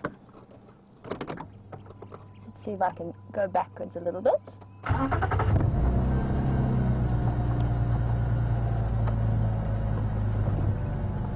Beautiful tree. I'm now sort of reflexively, is that a word? Reflexively itching and scratching places. Andrew is as well. It's amazing how your mind plays tricks on you and you start to scratch when you imagine all kinds of things coming to bite you. Oh, Nyala, you're going to disappear. Amazing how different and difficult this thick bush can make getting a nice shot of animals.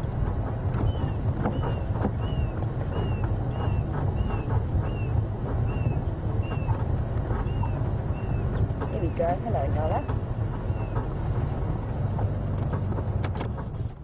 As I said, that tick was probably sitting on a blade of grass, waiting for something unexpected to walk by, such as these Inyala, but just happened to be me. And Lynn, you were wondering if ticks jump or not. I've never seen a tick jump. They are incredibly resilient creatures, and they're very good at climbing and gripping. But in terms of jumping, I've yet to see one jump, at least the species of ticks that we get here. Hello, Nyala. The little one's checking us out very carefully. So no, I don't think ticks jump. I certainly have never seen it personally.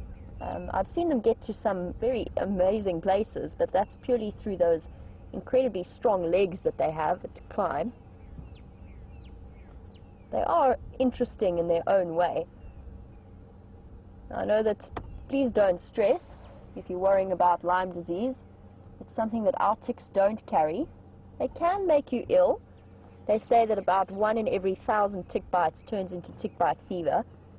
I'm not sure I believe that though, because I've had so many tick bites in my life. I've only ever had tick bite fever once. And it is more like a horrible flu. It's not dangerous like Lyme disease that the ticks carry in Europe and America. And it's easily treatable with a quick course of doxycycline.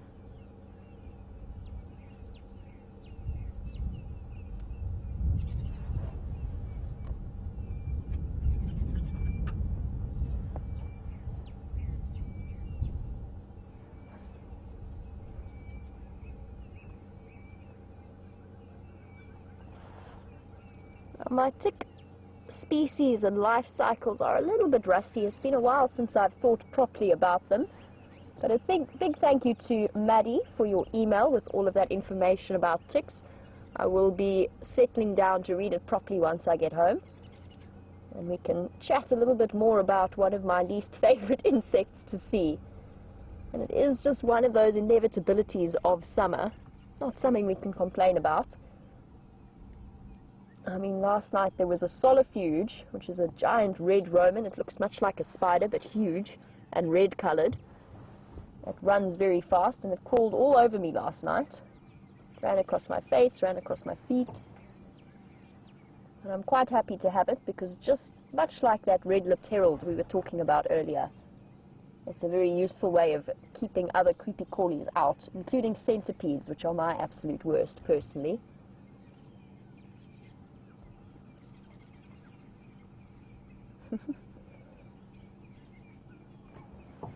That little Inyala walking at the back there is very scruffy looking. It's as though his fur's been caught in all kinds of things. I wonder if it's not a young male who's starting to get its colouring coming through. Well, thank you, Nyala. Looks as though they're going to head off into some thick bush there. So we'll let them be on their way and collect ticks instead of me doing it for them.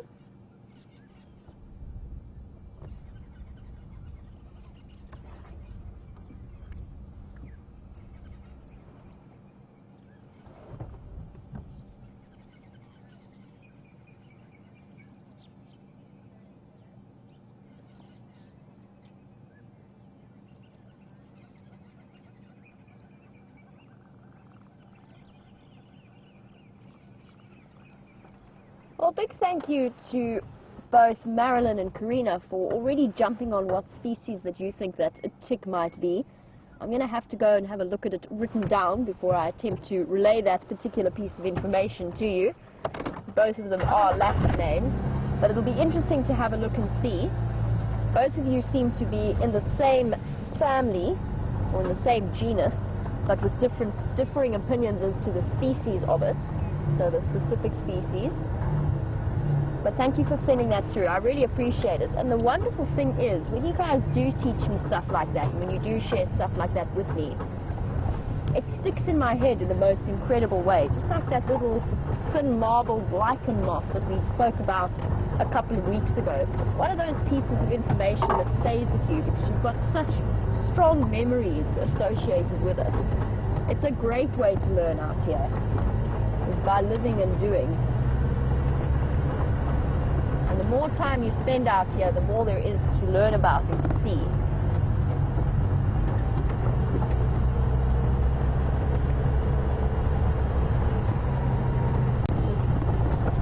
I think that's probably my favorite thing about being out here, apart from the overall experience and the time that you get to spend with these wonderful magical creatures.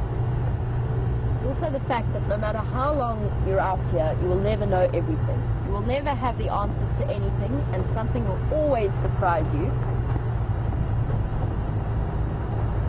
It's a constant practical life lesson.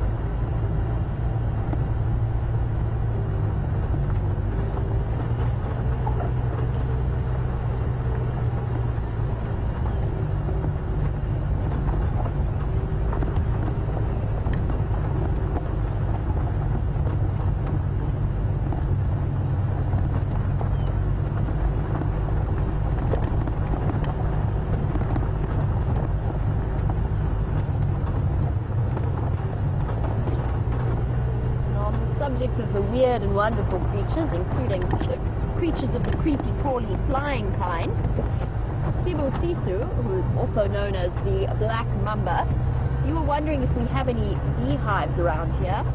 And if we do, and since we drive around in open safari vehicles, what kind of action would we take to guard against a bee attack? Well, it's quite unusual to be attacked by swarms of bees out here. There will be some beehives, and you do see the odd occasional African honeybee. So they are around and about out here. Now, you'd be hard-pressed to get them or to get caught out by a swarm of bees. You tend to avoid them. You definitely wouldn't go about disturbing their nests. Although I suppose there could be a situation where maybe something like a honey badger or a honey guide, which is a type of bird, had broken open the nest and raided it, and the bees might be a little bit angry at you.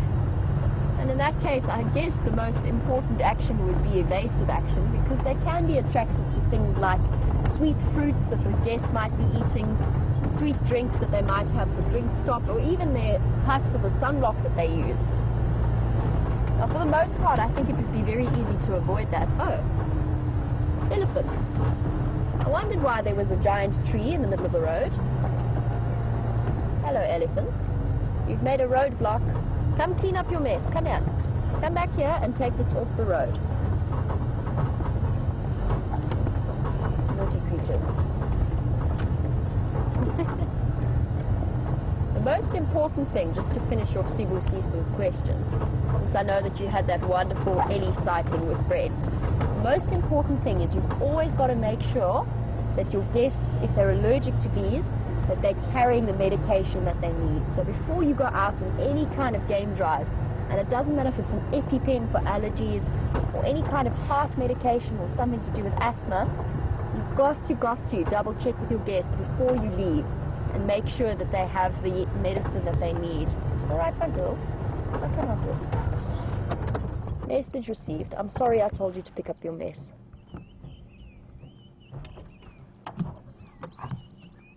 It's okay, you can leave the branches in the road, it's fine, you're forgiven.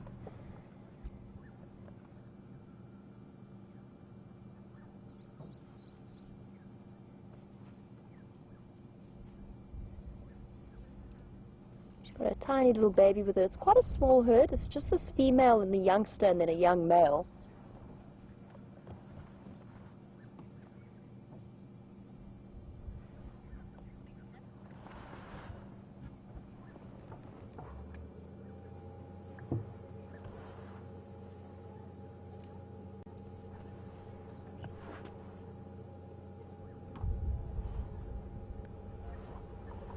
I'm going to let these ellies relax a little bit. That female gave me quite a clear message as to how close she wants me to be, and the answer is not any closer. So Junebug, you were wondering if I've seen that ellie with the short trunk for a while. I think she's been absent for quite a long time on our live safaris. I can't remember when last she was seen, certainly by me. Somebody mentioned, I think Scott mentioned he might have seen her. Junebug, I haven't seen her in a while, but that just means that she's moved into different areas. She's moving around. For those of you who don't know, there's a couple of them around, but this particular elephant I have quite the soft spot for. Her trunk was obviously caught in a snare many, many years ago. It's healed up perfectly, but it's missing probably about a foot of it. And watching her, the way that she's adapted to using a shortened trunk without those sort of incredible flexible lips at the end, is amazing to watch. The way she wraps it around, she has to take just that little bit longer, put in a little bit more effort to really get the most out of the food that she's eating. And she's in a very small herd. She's out on her own with her two calves. One is around, I think I said 8 years old. The other one is still suckling, so just over one, maybe about 1.5 to 2. And I haven't seen her in a while, Junebug, but I'm always keeping my eye out for her. And I'm sure that she will be back, because apparently she was a fairly regular visitor to Djuma and to the Djuma waterhole. And with all of the elephants around, I wouldn't be surprised if we bump into her. Just having a look at my little herd that we've bumped into here. They appear to be on the move. Now obviously with the message that that female gave me, and just to describe it to you because you might not have seen it clearly, she did this sort of very clear elephant behavior, which was to turn around. She was walking in the direction, she turned around, looked at me, she flapped her, swung her head from side to side and slapped her ears against the back of her shoulders, and just then looked at me with her head up, down, and kind of look at you down their noses. And that's a message to say, listen, I'm watching you, don't come any closer. It's not a serious threat, she didn't mean it in any way, but that's a matter that's up for debate. It's not a serious threat, but it is a serious warning. It's to let you know that, or to let me know that I'm not welcome to follow them through this thick bush, which I'm not going to do. We'll try and find a nice opening so that we can see them from here. And if we can't, then we'll leave them be.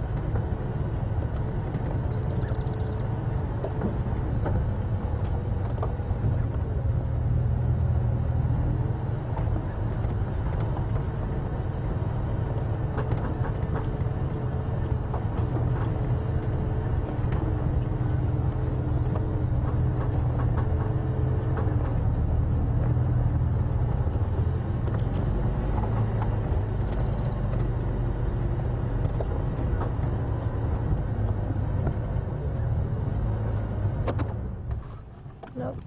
Unfortunately, I think it looks as though these ellies are going to disappear off into the block. They're just patches of bottoms disappearing.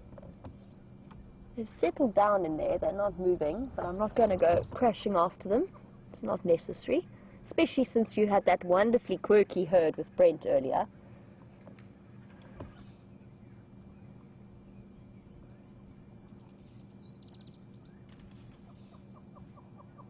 Hear the hornbills calling.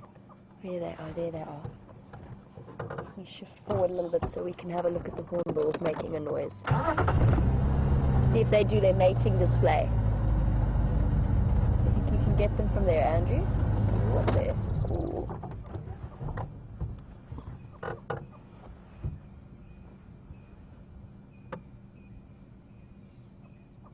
You can hear him making a soft coo coo coo coo coo coo noises.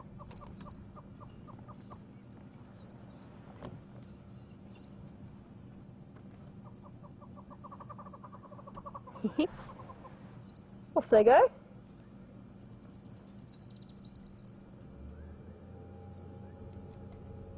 Probably to stick around the elephants and follow behind them in much the same way that things like fork-tailed drongos do. They also wait for the elephants to shuffle around and to chase away any bugs or release any bugs from the grass, and then they can swoop down and seize upon the opportunity.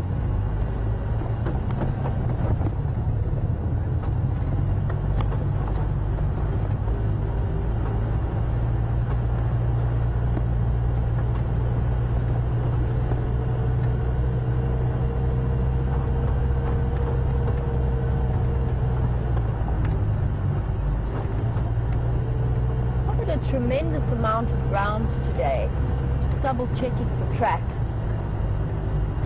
It's interesting how there are days when things just melt away into the bush and hide away. Now I'm not sure where Karula's headed off to, and I definitely have not been able to work out if those leopard tracks that I saw belong to Shadow, and if so, where she headed off to and what she did. Sometimes these cats just play a little bit cryptic.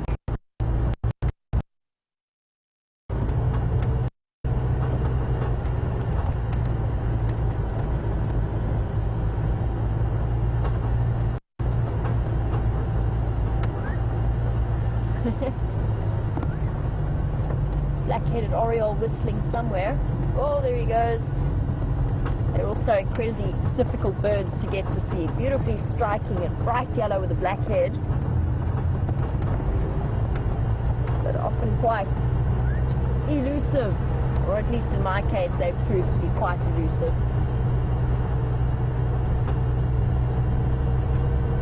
Come all the way, I checked all the way along the western boundary. I'm now right across on the eastern boundary. Oh, hello.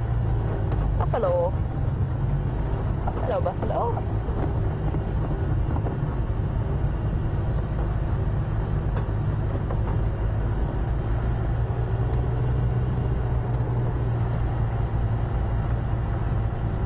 boys. Let's have a look at you.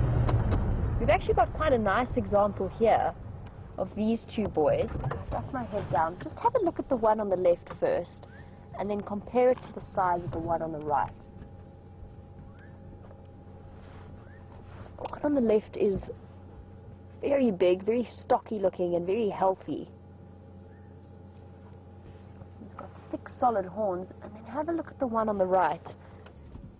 The one on the right is looking, and I'm not sure if it's age. I think it might be age. It could also be that he's got something like TB that is slowly making an impression, but there perfectly you can see the hip bones, the pelvis starting to jut out, the ribs starting to jut. And we spoke a lot when those Nkuhuma lionesses had that buffalo. And although it was possible that we concluded that it was possible that they killed it, I thought maybe that might be something else that had killed it and they just chanced upon the carcass. And it could have been an old buffalo, just like this one, who's starting to lose condition. Maybe his teeth are a bit worn down, can't digest properly.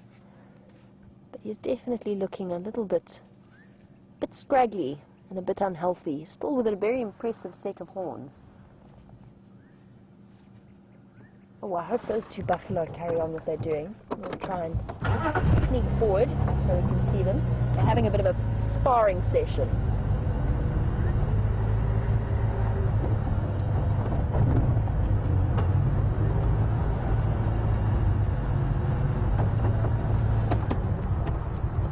Go too close because I don't want them to stop what they're doing. Oh. Carry on as you were, sorry. Please continue. Ah. Well, I proved to be the distraction they needed to break up that fight. They were just gently knocking heads. Oh, there we go.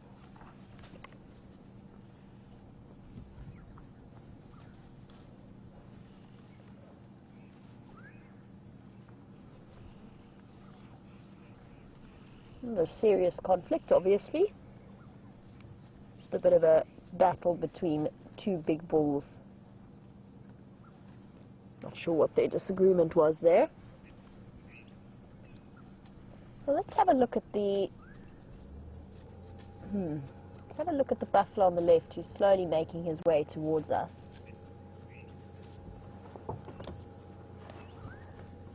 He's coming a little bit closer. Now, we saw that mud wallow that we encountered. Oh, he's got what looks like mange around his stomach. That looks very itchy.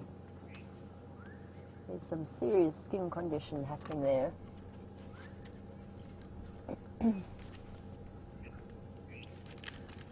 Something like that is probably caused. Get a couple of different. Mange can be quite a broad term. It's often used to refer to just these bald patches of skin.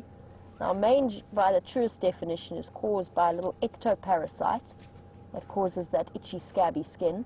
But in this particular case, it could also be fungal. It's quite hard to determine exactly what it might be.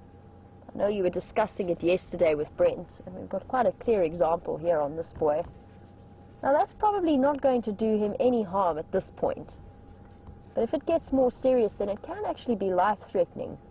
It just slowly weakens the buffalo to the point that they can't really keep up with the rest.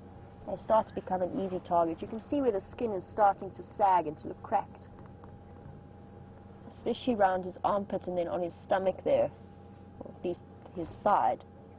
It looks hugely uncomfortable, and it probably is. At this point, not life-threatening, but it could become that if it gets worse.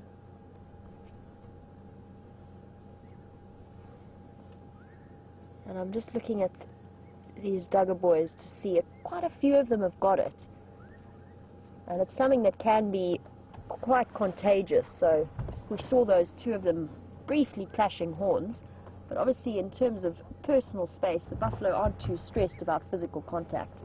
So they do interact quite a lot with each other, and they'll pass it between them. I'm going to shuffle forward a little bit so we can have a look at this guy who's watching us very intently. That's right, big boy.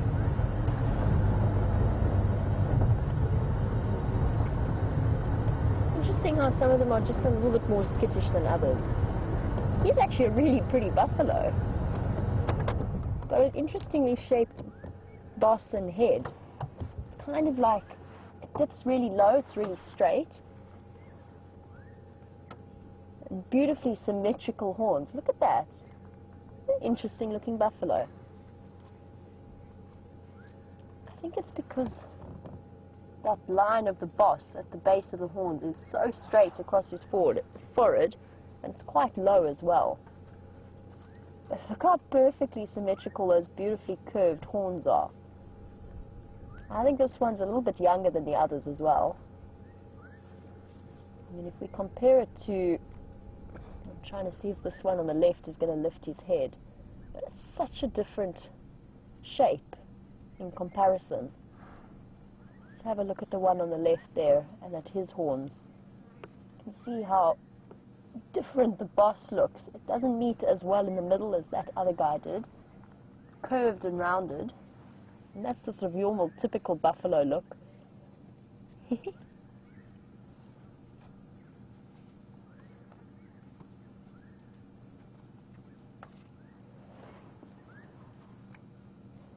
This guy's still looking at us very intently.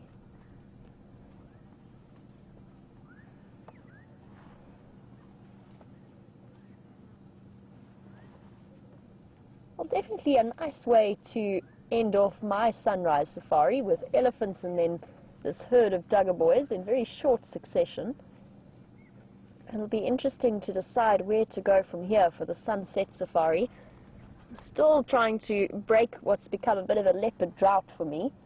I really want to get to see Shadow and see how she's doing. I have a definite soft spot for her. But, as always, a big thank you to all of you for your feedback and for your responses to some of my questions and for teaching me new things. I'm always very appreciative and grateful. It's so wonderful that we get to share this learning experience both ways. And a big thank you to Andrew for keeping me entertained as well as all of his magical camera work. I will catch up with you this afternoon for the sunset safari. And in the meantime, let's hear what Brent has to say for the last few minutes. Have a wonderful day or evening wherever you are in the world.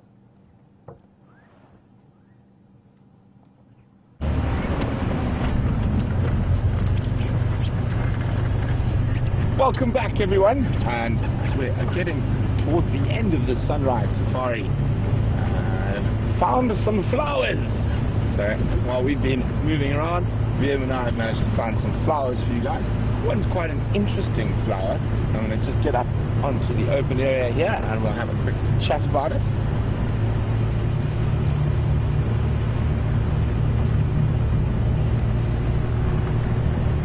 So it's not one we've seen yet this wet season.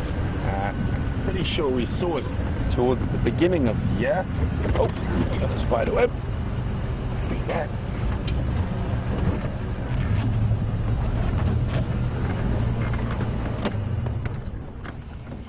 So here we go. Here's this flower, a pretty little blue flower.